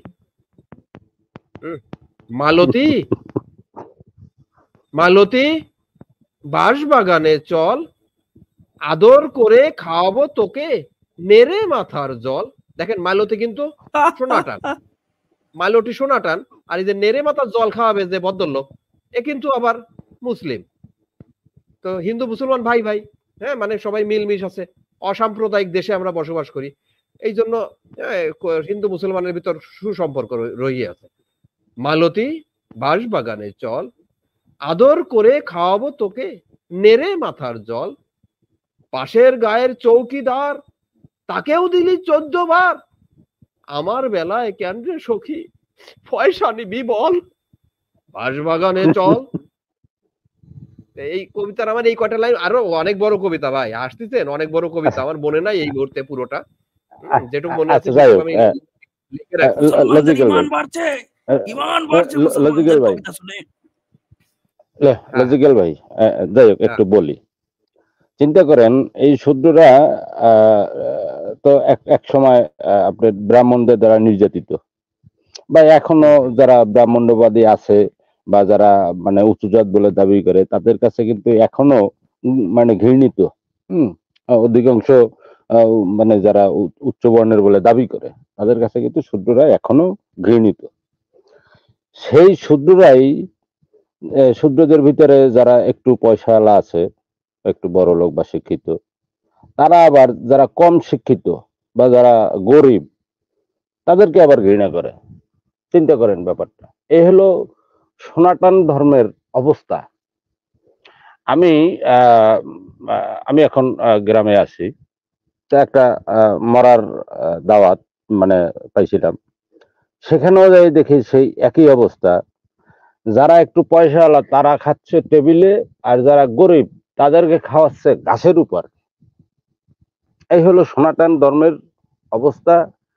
আমি ইসলামের সঙ্গে এই জন্য একটু অ্যাড করতে যাচ্ছি যে এই যে সনাতন ধর্মের লোক, আমি সনাতন ধর্মের ওই যে সকল ধর্মগ্রন্থ পড়ার লিঙ্ক প্রাইভেট চ্যাটেও দিয়ে দিছি, পাবলিক চ্যাটেও দিয়ে দিছি। প্রাইভেট চ্যাট এবং পাবলিক চ্যাট দুই জায়গাতেই সনাতন ধর্মের সকল বই পাওয়ার জন্য যে লিঙ্কটা, সেই লিঙ্কটা আমি দিয়ে দিছি। হ্যাঁ বলেন আপনি। আচ্ছা, এই যে সনাতন ধর্মের এই যে মনে করেন কমতে কমতে ভারতীয় উপমহাদেশে যে এই অবস্থা আসছে, তারপরে কিন্তু এদের ভিতরে কোনো ঐক্য নাই, তারপরে কিন্তু এদের ভিতরে রেসিজম এখনো বিদ্যমান। মানে কি করে এরা টিকবে? এখনো তারা মানে এই যে রেসিজমটাকে তারা মানে সমাজে টিকিয়ে রাখছে, ধনী গরিব বৈষম্য, আবার ওই যে শূদ্র মনে করেন তাদের ভিতরে মনে করেন ব্রাহ্মণ্যবাদী একটা ভাব এখনো বিদ্যমান। এটা কি করে টিকবে? ধর্মের কুসংস্কার তো বাদই দিলাম, কি করে টিকবে ভাই? এটুকুই আমার বলার। আবার ভাগাভাগি আছে, এটা জানেন কি? শূদ্রদের মধ্যে উঁচু শূদ্র, নিচু শূদ্র আছে, অবশ্যই। আমি আপনাকে ইচ্ছে ভাই, আপনাকে তো আমি বললামই যে শূদ্রদের ভিতরে যারা পয়সাওয়ালা, হ্যাঁ, তাদের ভিতরেও ব্রাহ্মণ্যবাদী ভাব আছে। অর্থাৎ যারা গরিব তাদেরকে তুচ্ছ-তাচ্ছিল্য করে। না, শুধু পয়সাওয়ালা না হলেও এরাও টাইটেল নিয়ে ভাগাভাগি করে, বুঝলেন? এই টাইটেলের মানুষ একটু উঁচু, এরা নিচু, এদের মধ্যে এই জিনিসটা আছে। আছে তো কিন্তু সব মানে সবচাইতে, হ্যাঁ বলেন। হ্যাঁ, বলছিলাম কি যে এই যে শূদ্রদের মধ্যে ভাগাভাগি, এটা কিন্তু আর কি এই কিছুদিন আগে একটা দেখলাম, যাদের বলা হয় কিনা হরিজন সম্প্রদায়, অর্থাৎ সুইপার। তো এই সুইপাররা একটা দোকানে খেতে যায়, এই জন্য ওই এলাকার হিন্দু এবং মুসলিম কাউই ওই দোকানটায় আর খেতে যায় না, কেউই যায় না। এটা বাংলাদেশের একটা খবর, আপনাদেরকে আমি প্রাইভেট চ্যাটে লিঙ্কটা দিয়ে দেবো এক্ষুনি, 10 মিনিটের মধ্যে, এটা আপনারা দেখে নেবেন। ডিবিসি নিউজের সংবাদ। দেখছি ওটা দিনাজপুরের ঘটনা, দেখছি ওটা দিনাজপুরের, ঠিক আছে। কিন্তু মানে সমস্যাটা কোথায় জানেন? এই যে মানে একটা শ্রেণী যারা শিক্ষিত হচ্ছে, এই যে মানে তথাকথিত শূদ্রদের থেকে, তাদের ভিতরে আরো বেশি রেসিজম। কি করে সম্ভব? এরা কি শিক্ষা গ্রহণ করে? তারা এক শ্রেণীর কাছ থেকে নির্যাতিত হয়ে আর এক শ্রেণীকে নির্যাতন করে। কি করে সম্ভব?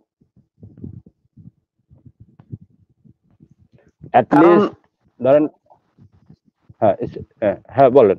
আচ্ছা, সম্ভবটা কি করে একটু আপনাকে বলি। সম্ভবটা হচ্ছে কি, তাদের ধর্মগ্রন্থগুলো তাদেরকে এই সমস্ত বিদ্বেষ শিখিয়েছে, বুঝলেন?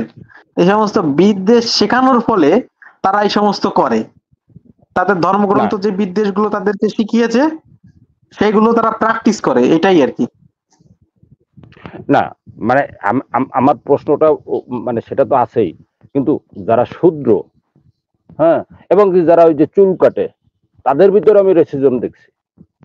তাদের ভিতরে মানে যারা চুল কাটে তাদেরকে তো শূদ্রেরও নিচে বলা হয়, তাদের ভিতরে আমি রেসিজম দেখছি। যারা নির্যাতিত তাদের ভিতরেই আবার রেসিজম, কি করে সম্ভব? ভাই শোনেন, এই যে কিতাব পড়ে একটু আগে কিতাবের লিংক দিছেন, আমি একটু হাইলাইট করি। কিতাবের লিংকটা কই, এই যে হাইলাইট করলাম। সনাতন ধর্মের সকল বই একসাথে পাওয়ার যে লিংকটা, সেই লিংকটা হলো এই যে এই কিতাব, এই যে লিংকে এখানে তো সব কিতাব আছে। এই কিতাব পরে ধরেন আমি কিতাব পড়লাম, এইবার আমার ছেলে সে তো সারাদিন পর্ন ভিডিও দেখে, ওর তো কিতাব পড়ার টাইম নাই, হ্যাঁ, কিন্তু ও তো আবার বাবাকে মেনে চলে, বাবার কথা খুব মানে, হ্যাঁ। এখন আমি আমার ছেলেকে বললাম, এই তুই কিন্তু এই চুরি করলে হাত কাটিয়া ফেলাইবি, কেউ যদি জিনা করে তাহাকে পাথর ছুরিয়া মারিয়া ফেলাইবি। সে কিন্তু এগুলো আমার কাছ থেকে শুনে শিখিল।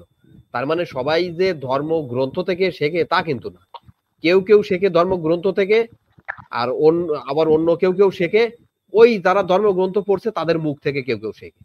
এইভাবে আসলে শিক্ষাটা বাংলাদেশে বিস্তৃতি পাইছে এবং বাংলাদেশ উন্নতির স্বর্ণ শিখরে অবস্থান করিতেছে বর্তমানে। রাইট।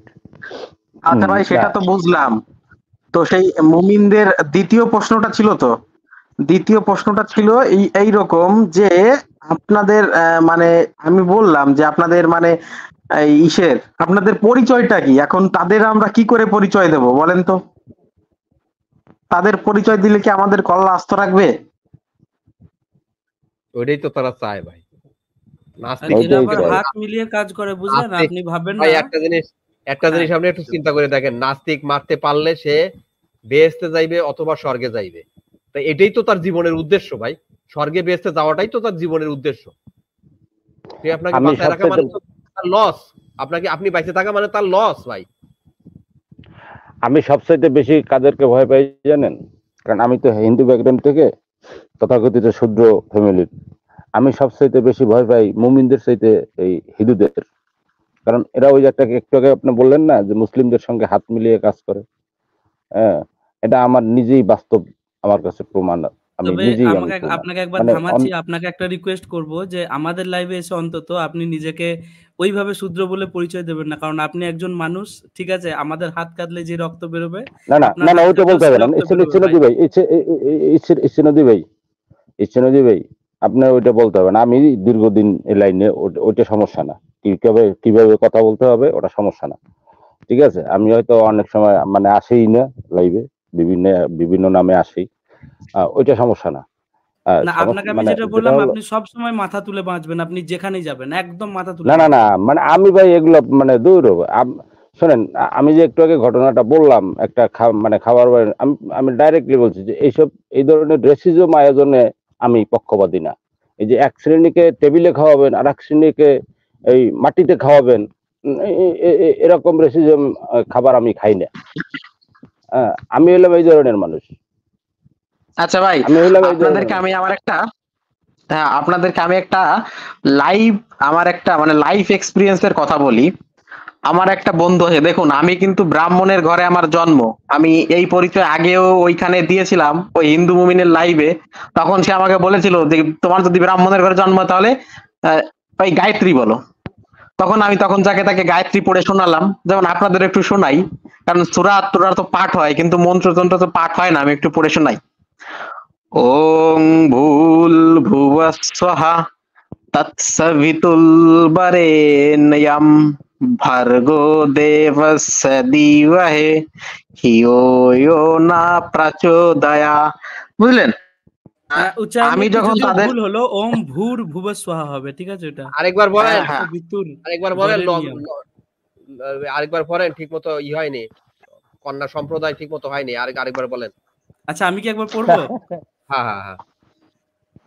ওম ভূর ভুবঃ স্বাহা তৎসবিতুর বরেণ্যম। আমরা সুর হচ্ছে না, সুরে পড়ি। আচ্ছা, সুরে করব। ওম ভূর ভুবঃ স্বাহা তৎসবিতুর বরেণ্যম ভর্গো দেবস্য ধীমহি ধিয়ো ইয়ো নঃ প্রচোদয়াৎ। এইবার হয়েছে। এবার আমরা একটু খেলা দেখি। না খেলা। হ্যাঁ ভাই শোনেন, তখন যখন আমি তাকে গায়ত্রী পড়ে শোনালাম, তখন সে আমাকে বলতেছে যে ঠিক আছে আপনি মেনে নিলাম। তারপরে সে সে আমাকে বলতেছে যে আচ্ছা, আম, আমি তখন তাকে আমি আপনাদেরকে একটা লাইভ এক্সপিরিয়েন্স বলি। আমি আমার একটা বন্ধুর বাড়িতে গিয়েছিলাম, বুঝলেন। সেই বন্ধুটা জাতিতে আর কি নিচু জাতি। তো সেই বন্ধুর বাবা যখন জানতে পারলেন যে আমি ব্রাহ্মণ, তখন তিনি উঠে এসে আমাকে প্রণাম করলেন। চিন্তা করা যায়। খুবই সে কষ্টের, খুবই কষ্টের। এই সমস্ত জিনিস তো আমার দেখেছি থেকে, চোখের সামনে আমরাও। হ্যাঁ, আমার থেকে কমপক্ষে সে না হলেও ধরেন আমার বাবার থেকেও সে বড় আমার বয়সে তখন সময়। তখন তখন যখন তিনি জানতে পারলেন যে আমি ব্রাহ্মণ, তখন তিনি আমাকে উঠে এসে প্রণাম করলেন। এবং আমি তাকে বললাম যে এটা মানে আপনি কি করছেন এটা? বলছে যে, না না আপনি প্রণামটা নিন, না হলে আমি নরকে যাব। এটা কি কোনো কথা হলো? তাহলে আজকে একটা বাস্তব একটা মানে ঘটনা বলি। সনাতন ধর্মের ওই যে মানে ধর্মগুরু আছে না, ওই এক নারী রিক্সায় নিয়ে আসতেছে। এখন আমি আবার এটা ফলো করে ফেলাইছি। এখন দেখি কি, এই যে মানে সেম সেম কাহিনী, এই যে মুমিনদের মতো সেম কাহিনী, ঠিক আছে, ইমানদণ্ড এদের দাঁড়াইয়াই থাকে। এখন দেখি রিক্সায় বসে সে শুধুমাত্র ওই নারীর বুকের দিকেই তাকায়। কতক্ষণ যায় নারীর বুকের দিকেই তাকায়, আর নারী তো আর এক দিকে তাকাইয়ে রয়েছে। আমি মনে মনে কই যে এই যে ধর্ম ব্যবসায়ী, এই ধর্ম ব্যবসায়ীদেরকে এরা চিনলো না, আর এরা যতদিনে না চিনবে ততদিনে এরা মানুষও হবে না।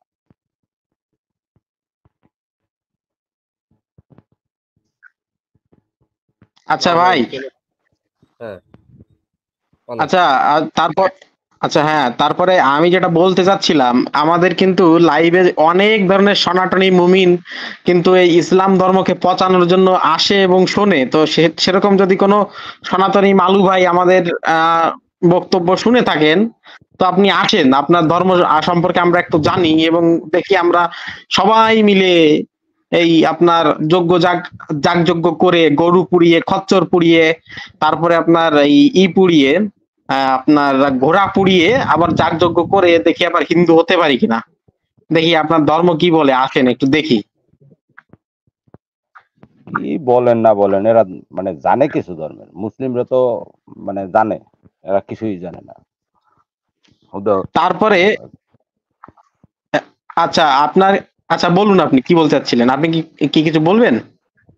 না, আমি বলছিলাম এরা কিছুই জানে না। ওই যে একটু আগে বলছিলেন না যে ইন্ডিয়াতে গরু খাওয়ার জন্য মারে, আর ইন্ডিয়াতে তো হিন্দুরাই গরু খায়, উত্তর ভারতে দক্ষিণ ভারতে হ্যাঁ, তাদেরকে দক্ষিণ মারবে। ভারতে, হ্যাঁ তামিলনাড়ুতে, কর্ণাটকে, হ্যাঁ আপনার তামিলনাড়ু, কর্ণাটক এই সমস্ত জায়গায় মানে গরু খায় তারা।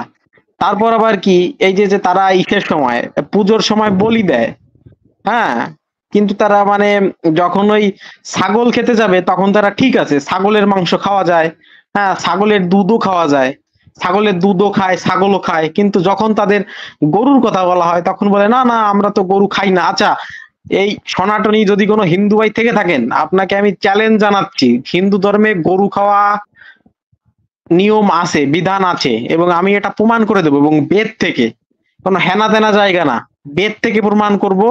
যদি কোনো সনাতনী হিন্দু ভাই থেকে থাকেন, তা আপনার আমার এই চ্যালেঞ্জ গ্রহণ করেন এবং আপনার আপনার ধর্মগ্রন্থ নিয়ে আসেন, আপনাকে এটা আমি প্রমাণ করে দেবো যে আপনার ধর্মে গো হত্যা জায়েজ আছে।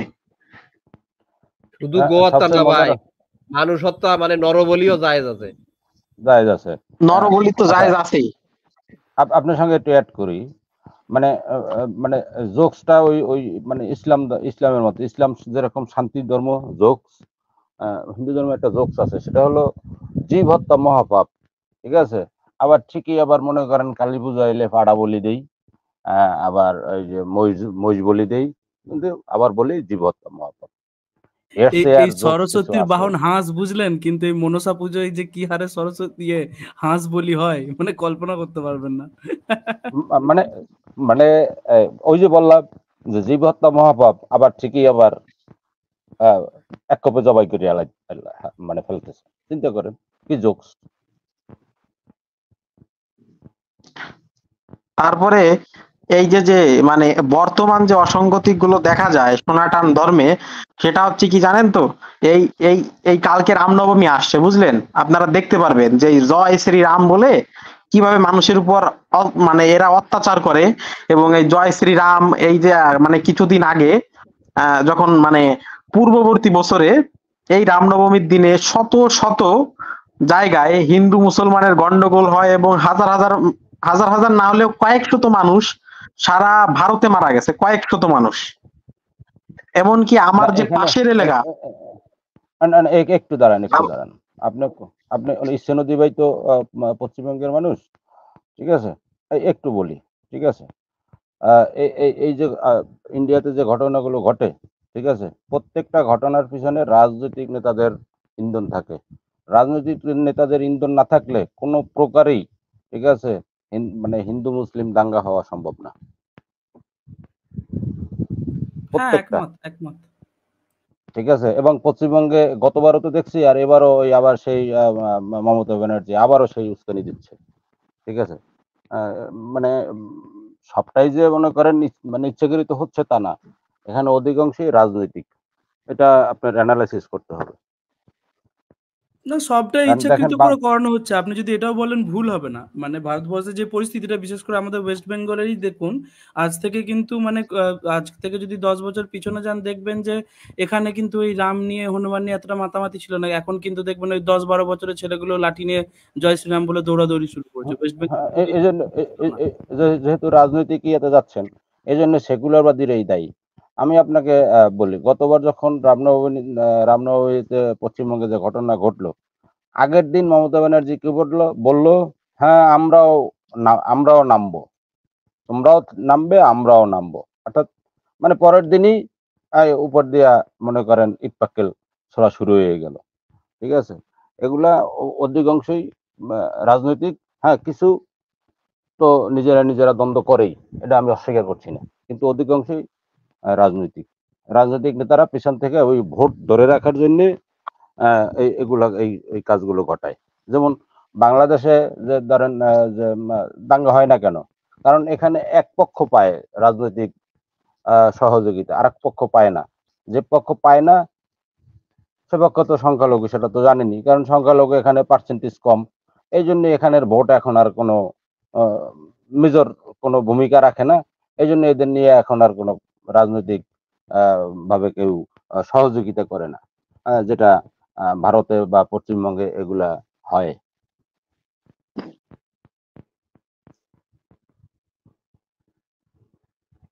খুবই বাজে সিচুয়েশন, বুঝলেন? খুবই প্যাথেটিক সিচুয়েশন। ভারতে এই পর্যায়ে আসার জন্য সেকুলারবাদীরাই দায়ী। এটা যদি আপনারা বিতর্ক করতে পারেন, কিন্তু অস্বীকার করার উপায় নেই। আমি আগে সর্বপ্রথম সেকুলারদেরকে আমি দায়ী করব, কারণ ভারতে বলতে পারেন যে বৃহৎ গণতান্ত্রিক দেশ, এটা ওই কাগজে কলমে, যেরকম বাংলাদেশ সেকুলার দেশ কাগজে কলমে, ওই ভারতও গণতান্ত্রিক দেশ কাগজে কলমে, বাস্তব ভিন্ন।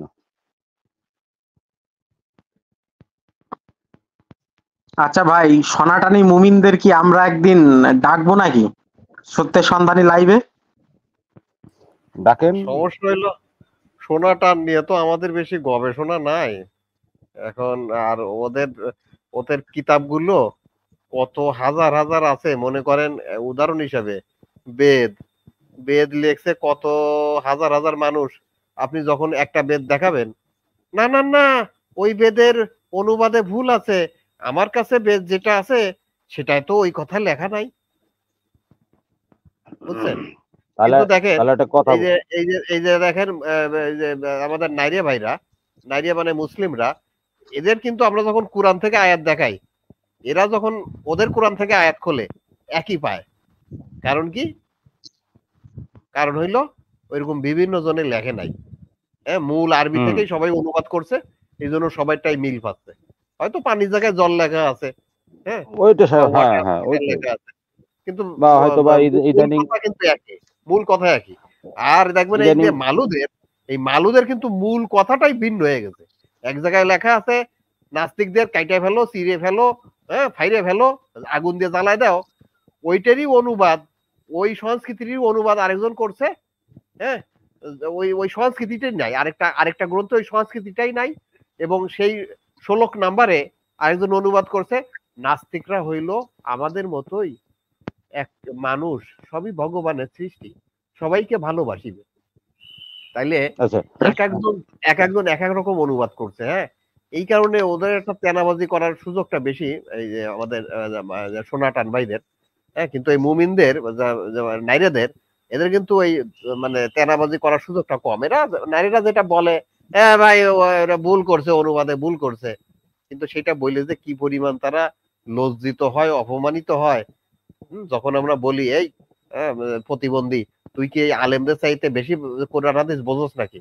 সমস্ত আলেমরা এই অনুবাদ করছে, একই কথায় অনুবাদে আছে, সবার অনুবাদে একই কথা, আর তুই ভিন্ন কিছু বলস, তাহলে তুই কি ওই আলেমদের চাইতে বেশি ইসলাম বিষয়ে জানোস? কোরআন হাদিস ওই আলেমদের চাইতে বেশি বোঝস? এই অপমানিত হয় তারা যখন বলে যে অনুবাদ ভুল করছে। হ্যাঁ, তো তখন আমরা বলি ভাই আপনার অনুবাদে কি আছে? আপনার কাছে বই পুস্তক থাকলে সেখানে কি অনুবাদ আছে? সেটা আবার সে বলে না, মানে একটু মিথ্যাচার করে লাইন কেটে পালায় যায় আমার মুসলিম প্রিয় কাজিন প্রোডাকশন ভাইরা। আর এই যে সোনাটান মালুরা, এই সোনাটান যারা, এরা কিন্তু একেবারে অস্বীকার করে ফেলে আমাদের গ্রন্থেই নাই। এটা আপনি চক্ষু কোথায় লজ্জা বলতে কিচ্ছু নেই, চক্ষু লজ্জা বলতে কিচ্ছু নেই, মানে একেবারে থার্ড ক্লাস, মানে যতটা নিম্নমানের হওয়া যায় লজিক্যাল ভাই। আমি আপনার এটা লজিক্যাল ভাই, আপনার এটা ইয়া দেই, ভাই তো বললো যে সনাতন লোকের সঙ্গে ডিবেট করবে, কিভাবে করবেন? এই সংশয়তে একটা রেফারেন্স দেওয়া আছে যে শূদ্র কি ব্রাহ্মণ হতে পারবে, এই যে এই লেখাটার ভিতরে আছে, সেখানে আমি অনেক ছোট লেখা তো মোবাইলে সবসময় খুঁজে পাওয়া যায় না, আমি একসময় মানে খুঁজে পাইছিলাম, তো সেখানে লেখা আছে যে হ্যাঁ হতে পারবে। কিরকম হতে পারবে? 1600 কোটি না জানি 16 কোটি বার জন্মগ্রহণ করার পরে যে সে ব্রাহ্মণের ঘরে জন্ম নিতে পারবে। তাহলে এই 16 কোটি বার বা হোক বা 1600 কোটি বার হোক, এই যে অযৌক্তিক কথা, এই অযৌক্তিক কথা দিয়ে মানুষকে যদি বোঝানো হয় যে শূদ্র ব্রাহ্মণ হবে, এগুলা মূর্খ ছাড়া কেউ বিশ্বাস করার কেউ আছে? আমার কাছে তো মনে হয় না। তাহলে এদের সঙ্গে আপনি কি আলোচনা করবেন?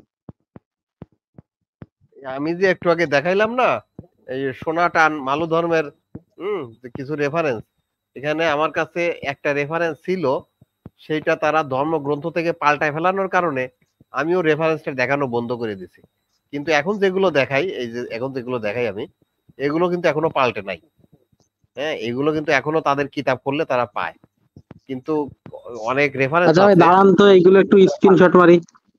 হ্যাঁ, এই আপনাকে তো প্রাইভেট চ্যাটে তো বই দেওয়া আছে। আচ্ছা, আপনি বই তো ভাই হাজার হাজার পৃষ্ঠা, এখান থেকে সহজে পেয়ে যাবেন মূল কথাটা। হ্যাঁ হ্যাঁ হ্যাঁ, ওইটাই বলছিলাম। এটা স্ক্রিনশট মারেন, পরে বই থেকে যাচাই করে দেখবেন। হ্যাঁ হ্যাঁ, পরের টানেন। হ্যাঁ, 1 মিনিট দাঁড়ান।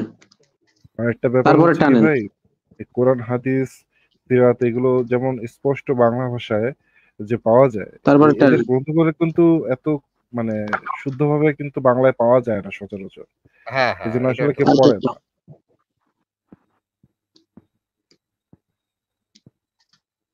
তারপরটা ভাই। হ্যাঁ, তারপরটা। হ্যাঁ, তারপরটা। হ্যাঁ, তারপরটা। সোনা টানতে টানতে তো সোনা ছিঁড়ে ফেলাই দেবেন। তারপরটা। তারপরটা ভাই। তারপরটা। এই ভাইয়ের হাসি শুনে মনে হলো ভাইও মজা পাচ্ছেন টানতে, তারপরটা। বুঝলেন? তারপরেরটা। এই কয়টা হ্যাঁ, হয়ে আপাতত গেছে। রাখছি, এই কয়টা রাখছি আপাতত, আর নেই? কারণ এই আরো আছে ভাই, আমি ঠিক আমার আছে। কালেকশনে আর রাখি নাই, কারণ ওই গুয়ের ভিতর, মানে আমি যত হাঁটতেছি দেখি গুয়ের ভিতর আমি ডাইভে যাচ্ছি, তো চিন্তা করলাম আর বেশি হাঁটাহাঁটি করার গেলে একেবারে ডুবে মরে যাবো, তাড়াতাড়ি আবার উঠে আইছি ভাই। না, আমি একটা জিনিস বলি, আপনারা যদি খুব ভালো কখনো ফিল করছেন, চাইছেন একটু খারাপ ফিল করতে, ঠিক আছে, তাহলে মনুসংহিতাটা পড়বেন একটু। হ্যাঁ, ওখানে আচ্ছা ভাই, ঘোড়া দিয়ে বউকে করানোর কথা আছে, বুঝছেন? হ্যাঁ, বিভিন্ন বিভিন্ন সিস্টেম আছে ওখানে। কি দিয়ে ভাই, কি দিয়ে? ঘোড়া ঘোড়া ঘোড়া হর্স। হর্স। সুবহানাল্লাহ। আমি আরো দুইটা নিউজ দেই। ওই একটা হলো ওই যে সনাতন ধর্মের তো ইয়ে আছে, মানে আপনার যত মত তত পথ, ঠিক আছে। আর সনাতন ধর্মে মনে করে পৃথিবীর সকল ধর্মই সত্য। তো ওই যে আমাদের দেশে ওই যে চয়নিকা চৌধুরী, তো বিখ্যাত পরিচালক, তার মেয়ে মুসলিমের কাছে বিয়ে দিয়েছে। তো ওনাকে নিয়ে আসা হয়েছিল ইয়াতে আপনার ওই মাছরাঙা টেলিভিশনে। তো উপস্থাপিকা প্রশ্ন করার আগেই বলতেছে যে আপনারা যেরকম বলেন পানি, আমরা বলি জল, একই তো, তা আল্লাহ ভগবান একই। এই হলো সনাতন ধর্মের লোকের জ্ঞান। এই যে গেল 1 নাম্বার। 2 নাম্বারেরটা না না, সবই যদি একই হয় তাহলে ওই দুর্গা পুজো করা আর ঈদ করাও একই, তাই না? কোন নারী যদি একটু দুর্গা পূজা করিতে আসে, তাহাকে তো নারী ধর্মের বিধান অনুযায়ী কল্লাটা নামাইয়া দিতে হইবে। হ্যাঁ, এটা তো আবার এক হয়ে আচ্ছা যায়। আচ্ছা লজিক্যাল ভাই, আপনাকে আমি যদি বলি পশ্চিমবঙ্গের মুসলিমরা কিছু কিছু জায়গায় এখনো লক্ষ্মী পূজা করে, আপনি কি এটা মানবেন না মানবেন না? লক্ষ্মী পূজা করে মুসলিমরা, বিশ্বকর্মা এই দুটো। হ্যাঁ হ্যাঁ, তাও আবার কি কোজাগরি লক্ষ্মী পূজা করে, কোজাগরি লক্ষ্মী পূজা। এটা আমি আপনাকে প্রমাণ দিয়ে দেবো, ঠিক আছে? সামনে লক্ষ্মী পুজো আসুক, আমি প্রমাণ দিয়ে দেবো। না না না, ওইটা হইলো ওইটা হইলো হোসাইনি ব্রাহ্মণ আছে না, হোসাইনি ব্রাহ্মণ। ওই হোসাইনি ব্রাহ্মণরা পূজাও করে, নামাজও পড়ে। লক্ষ্মী কি ধনের দেবী? ও আর মনে পড়ছে আরেকটা নিয়ে মনে পড়ছে, সেটা হলো এই যে রামকৃষ্ণ মিশন আছে না, রামকৃষ্ণ মিশন দেখছি ইদানিং রামকৃষ্ণ মিশনে কোরআনও পাঠ করা হয়, হাফেজ নিয়ে কোরআন পাঠ করায়। একটা মজার জিনিস বলি তাহলে, এই মাদ্রাসা থেকে বেরোনোর ছেলে পুলেগুলো যেমন হয় না, এদের চোখের মুখের হাব ভাব, কথাবার্তা হাব ভাব, এই রামকৃষ্ণ মিশন থেকে বেরোনোর ছেলে পুলেগুলোর সঙ্গে কথা বলবেন, সেম ভাইব পাবেন ভাই, সেম ভাইব, কোনো ডিফারেন্স নেই, কোনো ডিফারেন্স নেই। আচ্ছা আরেকটা আছে ইসকন, বুঝলেন? আচ্ছা এই একদিন আমাকে একটা সোনাটানি মালু বলতেছিল যে আচ্ছা নাস্তিকরা পৃথিবীকে কি দিয়েছে দেখো, একজন নাস্তিক দেখাও। কোন নাস্তিক আছে? বিবেকানন্দ দিয়েছে? কোন নাস্তিক আছে? এই রামকৃষ্ণ দিয়েছে? আমি বলি নাস্তিকরা কি দিয়েছে মানে, নাস্তিকরা কি দেয়নি তুমি সেটা বলো। তুমি যে ডারউইনের আজকে বিবর্তন পড়তেছো সেটা নাস্তিকের দেওয়া, তুমি যে কোয়ান্টাম পড়তেছো এটাও নাস্তিকের দেওয়া, তারপর তুমি যে মানে নাস্তিকদের তো অসংখ্য আবিষ্কারের মাধ্যম এইগুলো রয়েছে, হ্যাঁ, তারা মানে না। ছিল না ভাই, ডারউইন নাস্তিক ছিল না। হ্যাঁ হ্যাঁ, এটা একটু কারেকশন করতাম আমি। আচ্ছা নাস্তিক হোক আর মুমিন হোক ভাই, আসল কথা হইলো মরার পরে মুমিনরা শুধুই শান্তি, সুখ আর শান্তি, সুখ আর শান্তি, আর নাস্তিকরা আগুনে পুড়িবে। এক গ্রুপ অপসরা নিয়ে দৌড়াইবে, আর এক গ্রুপ হুর নিয়ে দৌড়াইবে, খালি শান্তি আর শান্তি। হিন্দু ধর্মে হেদু করে ডাকবে অপসরারা, আহো আহো। আচ্ছা ওই যে বললো অনুষ্ঠানে বললো যে বেহেশত আর স্বর্গ একই, তাই যদি হয় তাইলে এই যে আমাদের দেল্লা রাজু, তারপরে তেতুল হুজুর, এরা যদি এখন ওই বেহেশতে যাইয়ে ওই ইটাকে ধরে বসে, আলিয়া ভাটকে যদি ধরে বসে, এই তুই বেহেশত তো সবাই আমরা হিন্দু মুসলমান সবাই তো একই আসলে, হ্যাঁ, যেহেতু সৃষ্টি কুত্তা একই, সবারই একই সৃষ্টি কুত্তা, কুত্তা যে কুত্তা না মানে কর্তা, যেহেতু সবারই সৃষ্টি কুত্তা একই, সেহেতু তোরে আমি পামো হুর হিসাবে বা অপসর হিসাবে, যেটাই বলস, তো তুই আয়। এখন যদি তেতুল হুজুর বা দেল্লা রাজু যদি ধরে বসে আলিয়া ভাটকে নায়িকা, হ্যাঁ ভাই বসতেই পারে। সে যদি আল্লাহরে বলে আল্লাহ, হ্যাঁ সে যদি আল্লাহরে বলে আল্লাহ আমি আলিয়া ভাটরে চাই, ওইভাবে বলিবে না, বলিবে হে আল্লাহ বা ভগবান, হে আল্লাহ বা ভগবান, আমি এই সুন্দরী মাতারিকে আমার কুদরত বর্ষণ করিতে চাই, তখন আল্লাহ না বা ভগবান যেহেতু একই, সে তো দিতেই পারে। না না, ওই লগে আবার এই যে বলতে হবে যে সোনাটুনি মাতারিকে চাই, হ্যাঁ তা তো বলবে। বুঝছেন? সোনাটুনি। আচ্ছা ভাই, ধরেন আপনার এই যে যে আলিয়া মানে যারা হিন্দুরা আছে, হ্যাঁ, সানি সরি আলিয়া ভাট থেকে শুরু করে যাই হোক, মানে যারা মুসলিম না, মুসলিম মানে আল্লাহর কথা অনুযায়ী তারা তো সবাই জাহান্নামে যাবে, তাই না? যারা শিরক টিরক করছে, তারপর যারা ধরেন ওই মানে ইসলাম আল্লাহর ধর্ম কথা মানে না, অনুযায়ী নাই, আল্লাহর কথা অনুযায়ী জাহান্নামে যাবে, কিন্তু ভগবানের কথা অনুযায়ী তো আবার স্বর্গে যাবে। শোনেন না আমি একটু বলিনি তো, ওই আল্লাহর কথা অনুযায়ী ধরেন জাহান্নামে গেল, এখন যদি তেঁতুল হুজুর স্বর্গে গিয়ে সরি জান্নাতে গিয়ে বললো যে আল্লাহ এখন আমার আলিয়া ভাটটা চাই, তাহলে কি নরক ওই জাহান্নামের থেকে তুলে এনে আবার সেই জান্নাতে ঢোকাবে নাকি? সিস্টেমটা কি? আল্লাহ যতক্ষণ আল্লাহ সার্ভিস সবই পারে, দেবে, যতক্ষণ আল্লাহ সার্ভিস সবই, দেবে থাকবে ওখানে। আল্লাহর পক্ষে কোনো কিছু অসম্ভব না। আচ্ছা ভাই, সেই দিন তো একটা ডিবেট দেখলাম, ধরেন আল্লাহরও পাশা আছে, তাই না? ওই হ্যাঁ বেবি ড্রাগন ভাই ডিবেট করেছিল। আমি ছিলাম তো ভাই মডারেটর, আমি মডারেটর ছিলাম, ওই ডিবেটের মডারেটর হ্যাঁ আমি ছিলাম। হ্যাঁ, তো ধরেন এই আল্লাহ যেহেতু পাশা আছে, সে তো পুটকি থাকাটা অসম্ভব কিছু না, তো আল্লাহরে যদি মারতে চায় গেলমান হিসেবে আল্লাহ কি দেবে? অবশ্যই দেবে। আপনি যদি বলেন দিতে পারে যে আল্লাহ আল্লাহ জাহান্নামে না করবেন না, লজিক্যাল ভাই একটা ভিডিও পাঠিয়েছিলাম না আপনাদের, যে বলছে যে আল্লাহ জাহান্নামে না বলবে না, কিছু না বলে হ্যাঁ কিছু না হবে না, যা চাইবে তাই দেবে। এখন তাইলে যদি তো কোনো ওই মানুষ হ্যাঁ, তাইলে তো কম ওইটা বেশি ওই যে পাচ্ছা বাড়তে চাইলে তো দিবেই। এই দেখেন, এই আমরা দেখেন নিচে পাইতে কোরআনের পারি, আয়াতই আমরা আছে নিচে ভাই, পাবো। হ্যাঁ কোরআনের আয়াতই আছে গেলম্যান ট্রেডিং সংক্রান্ত। আসলে কি যে মুমিনরা তো এখন থেকে আর এই যে ছেলেদের প্রতি আকর্ষিত না, এরা তো সেই মানে মোহাম্মদের যুগ থেকে আকর্ষিত, তো মোহাম্মদও কিন্তু এটা জানতো। এজন্যই সে কিন্তু এই যাতে তার সাহাবীরা এই ছেলেদের সাথে এইগুলো না করে, এজন্য বলছে যে তোরা মরার পরে করিস, আপাতত করিস না, আমার মান সম্মান ডুবাইস না, সে নিজেও তোরা ভিকটিম আপাতত ছিল এগুলো না বাদ দে। নিয়ন ভাই এটার। হ্যাঁ, তার চাচাতো ভাই তো তাকে লাগাই দিছিল ছোটবেলায়। আচ্ছা ভাই, বর্তমানে কিন্তু আরেক ধরনের মানে অজ্ঞেয়বাদী বেরিয়েছে, বুঝলেন? মানে তারা নিজেকে ডাইরেক্ট নাস্তিক দাবি করে না, হ্যাঁ, তারা আর কি বিভিন্ন ভাবে এই নাস্তিকতারই প্রচার প্রসার করে, যে যে সাম্প্রতিক যে ধর্মগুলো মানে সমসাময়িক যে ধর্মগুলো এইগুলোরে ঠিকই পচায়, যেমন হিন্দু ধর্মরে পচায়, ইসলাম ধর্মরে পচায়, খ্রিস্টান ধর্মকেও তারা পচায়, কিন্তু তারা কিন্তু সরাসরি নিজেদেরকে নাস্তিক দাবি করে না, তারা বলে ঈশ্বর একজন আছে। তারা হ্যাঁ, সেফ জোনে তো খেলে ভাই, তারা তাদের সেফ জোনে খেলে। হ্যাঁ, তারা আছে সেফ জোনে খেলে, বুঝলেন? তো সেই সেই ধরনের একজনকে আমি প্রশ্ন করেছিলাম, আচ্ছা ভাই আপনার সৃষ্টিকর্তা বা আপনার ঈশ্বর কে? হ্যাঁ, তার নামও আমি বলে দিচ্ছি, সে হচ্ছে কোরে বাংলার জয় হাজরা, আর হচ্ছে সুরজিৎ সি। তো সে বলতেছে আমার কাছে আমার ঈশ্বর হচ্ছে, আমার ভগবান হচ্ছে আমার মা বাবা। তো আমি বললাম ভাই আপনার মা বাবা কি আপনার সৃষ্টিকর্তা?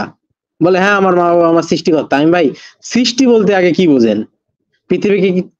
মানে পৃথিবীকে কি কোনো কিছু সৃষ্টি হয় নাকি সব মানে কনভার্ট হয়, রূপান্তর হয়? আচ্ছা আচ্ছা, আপনারা একটু বলেন তো ভাই, পৃথিবীকে কিছু সৃষ্টি হয় নাকি সব কনভার্ট হয়?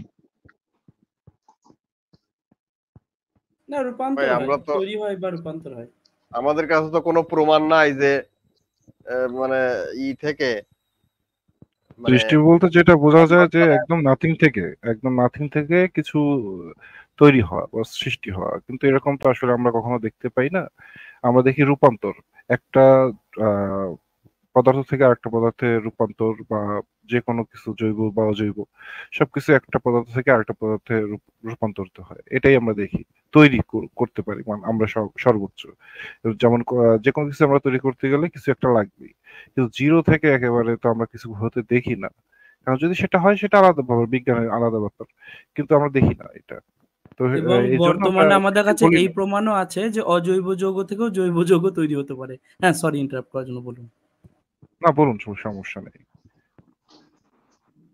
তারপর আবার তারা কি বলে যে কোনো কিছুর থেকে কোনো কিছু মানে সৃষ্টি হতে পারে না, মানে আচ্ছা ভাই আপনারা হয়তো বা দেখেছেন অনেক দিন যদি কোথাও কোনো ভাত কিংবা ধরেন কোনো কিছু পড়ে থাকে, সেখানে আরে কিন্তু ভাই, আপনি আপনার একটা ক্ষেত কোপায় আসেন, একটা কোনো জায়গায় একটা ক্ষেত কোপায় আসেন, দেখবেন এখানে এমনিতেই অনেক ধরনের মাইক্রোব্যাকটেরিয়া বা যে কোনো ধরনের পোকামাকড় এগুলো ঘর বাঁধবে কিন্তু। তো এগুলো তো আর আপনি ভাই পালেন নাই, তাই না? বা কে কে আছে সেটাও তো আপনি জানেন না। আপনি ভাত ফেলে রাখলেও তো সেখানে ব্যাকটেরিয়া ভাইরাস মানে জন্মায় যাবে, তাই না? হ্যাঁ, আচ্ছা নিয়ন ভাই সেটা তো আছেই। এছাড়াও আমি একটা উদাহরণ দিচ্ছি, উদাহরণটা দেখেন আপনি। ধরেন আজ থেকে আরো 10-12 বছর আগের কথা, যখন আমি এই স্কুলে পড়তাম বুঝলেন, তখন ওই হোস্টেলের জন্য খাবার পাঠানো হতো বাড়িতে। তো যাই হোক, একটা অ্যাক্সিডেন্টের জন্য আমার একটা খাবারের বাটি প্রায় 1 মাসের মতো ওই হোস্টেলেই ছিল, আর ওটা কেউ মানে উঠায়ও নেই বুঝলেন। তো যখন আমি হোস্টেলে গিয়ে সেটা খুললাম, দেখলাম ওর মধ্যে পোকা পড়ে গেছে বুঝলেন। তো এই পোকাটা কোথা থেকে আসলো ভাই? এটা এটা আল্লাহর লাউহে সৈনিক। মাহফুজ থেকে আসছে, লাউহে হ্যাঁ মাহফুজ হ্যাঁ, থেকে এসে ভাই। Quantum computer. বুঝলেন?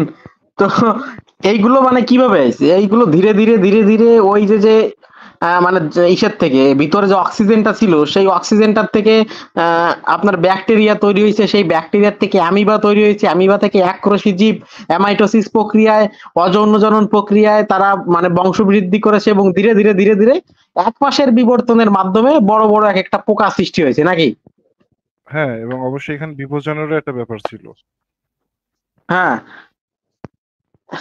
অ্যামাইটোসিস প্রক্রিয়ায় তো তাদের বংশবিস্তারটা হয়েছে প্রথম। তো আমি যদি আরো ধরেন 2 মাস পরে আসতাম, তখন দেখা যাচ্ছে তারা আরো মানে যদি ঠিকঠাক ভাবে অক্সিজেন এবং সবকিছু পেত, তারা ধীরে ধীরে তাদের বংশ বিস্তার করতো, আরো আরো বাড়তো নাকি? ধীরে ধীরে হ্যাঁ, তাদের এটা একটা অবশ্যই পাখা হতো। হতো। একদমই তাই। এবং এই জিনিসটা আরো বড় হারে লক্ষ্য করবেন এই বর্ষাকালে, দেখবেন যেখানে এই রাস্তায় টাস্তায় বা রাস্তার সাইডে দেখবেন একটু ছোটখাটো ডোবার মতো জল জমে যায় না, দেখবেন আশেপাশে কোনো কিছু নেই, পাকা রোড পাকা বাড়ি, কোনো জীবজন্তু আসে না, অথচ সেখানে দেখবেন ছোট ছোট পোকা, ছোট ছোট মাছ, এই সমস্ত জন্ম হয়ে যায়। দেখেছেন কি? হ্যাঁ হ্যাঁ, হ্যাঁ, এরকম তো দেখেছি, হয়। অনেকবার দেখছি ভাই। তো আচ্ছা আমরা এই যে মানে সোজা কথা, পরিবেশ পেলে, প্রয়োজনীয় পরিবেশ এবং যে আবহাওয়া দরকার সেটা যদি পায়, তো সেখানে প্রাণ ওখানে জন্মাতেই পারে বিভিন্ন আচ্ছা, মাধ্যমে। রাজু রাজু নামে একজন যুক্ত হয়েছেন। রাজু একটু কথা বলেন তো। রাজাক চলে গেছে। অনেক সময় জোশে জোশে যুক্ত হয়ে পড়ে, হ্যাঁ, জোশে পড়ে অনেকে যুক্ত হয়। আর যাক, আমরা লাইভটা আস্তে আস্তে শেষের দিকে নিয়ে যাই।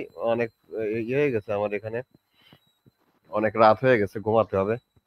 গতকালকেও রাতে ঘুম কম হয়েছে ইচ্ছাকৃত ভাবে, গতকালকে কোনো কাজকর্ম ছিল না, তারপরও এই মোবাইল নিয়ে পড়ে থাকলে ঘন্টার পর ঘন্টা কেটে গেছে। যাই হোক, তো আজকের মতো আমরা শেষ করে দিই ভাই। আমরা কিন্তু খুশি হই, আমরা যতই ভাই মুমিনদের সমালোচনা করি না কেন, মুমিনরা যদি আমাদের সাথে কমেন্টে কোনো কমেন্ট করে বা আমাদের সাথে লাইভে যুক্ত হয়, এটা কিন্তু আমরা দিন শেষে খুশি হই। মানে প্রথম প্রথম বিরক্ত হইলেও, মুমিন লাইভে থাকাকালীন তার উপর বিরক্ত হইলেও, লাইভ শেষে কিন্তু আমরা মনে মনে তাদের ধন্যবাদ জানাই। কারণ এই মুমিনরা লাইভে যুক্ত হইলে বা কমেন্ট করলে তখন দর্শকদের একটু চোখ খোলে, মুমিন কি বস্তু ইহা দর্শকরা বুঝিতে পারে। এই জন্য মুমিনরা অবশ্যই, এই অনেক মুমিন এই বিষয়টা বুঝতে পারছে, এই জন্য মুমিনরা আমাদের কোনো নাস্তিকের প্ল্যাটফর্মে এখন খুব বেশি যায় না। হ্যাঁ, একেবারে নতুন প্রতিবন্ধী মুমিন ছাড়া যারা একটু জানে, হ্যাঁ, সেখানে গেলে যে তাদের লুঙ্গি খুলে যাচ্ছে, এই বিষয়টা যারা বুঝতে পারছে, তারা আমাদের বিভিন্ন প্ল্যাটফর্মের, নাস্তিকদের প্ল্যাটফর্মের লাইভে যাওয়া বন্ধ করে দিছে। তো যাই হোক, তো নিজেরা আসবা না, নিজেরা আলোচনা করবা না, তাহাতে তো ধর্মগ্রন্থর আলোচনা থামিয়া থাকিবে না। আমরা আলোচনা শুরু করিয়া দিব। হ্যাঁ, যদি তোর ডাক শুনে কেউ না আসে, তবে একলাই কুরআন হাদিস পড়রে। তো আমরা এখন একলাই কুরআন হাদিস পড়তেছি আমাদের বিভিন্ন নাস্তিক প্ল্যাটফর্ম থেকে। আমাদের কিন্তু প্ল্যাটফর্ম একটাও বন্ধ হয় নাই, সেখানে কুরআন রিসার্চ সেন্টার গড়িয়া উঠিয়াছে। তো সেই গবেষণা আমাদের চলিবে, কুরআন গবেষণা কেন্দ্রের কার্যক্রম চিরস্থায়ীভাবে কিয়ামতের আগ পর্যন্ত চলিবে ইনশাআল্লাহ। তো আমাদের পরবর্তী লাইভ আপনারা দেখবেন। সবাই জানেন আমাদের প্রত্যেক দিন লাইভ হয়, সপ্তাহে 7 দিন, সারা বছর ব্যাপী আমাদের লাইভ হয়। সেই লাইভগুলো দেখার আহ্বান জানিয়ে লাইভে কোনো মতামত প্রশ্ন থাকলে সেইগুলো বা কোনো পরামর্শ থাকলে সেগুলো লাইভে কমেন্টের মাধ্যমে বা লাইভে যুক্ত হয়ে জানানোর জন্য অনুরোধ করে আজকের মতো আমরা বিদায় নিচ্ছি। আচ্ছা, সত্যের ভাই চলে আসছেন। সত্যের ভাই, আমরা তো লাইভটা শেষ করে দিচ্ছিলাম। হ্যাঁ, আমি জাস্ট দুইটা কথা বলতে চাই যে আহ, আমাদের সাথে ডিবেটের জন্য আর কি যারা আসতে চায়, ডিবেটের জন্য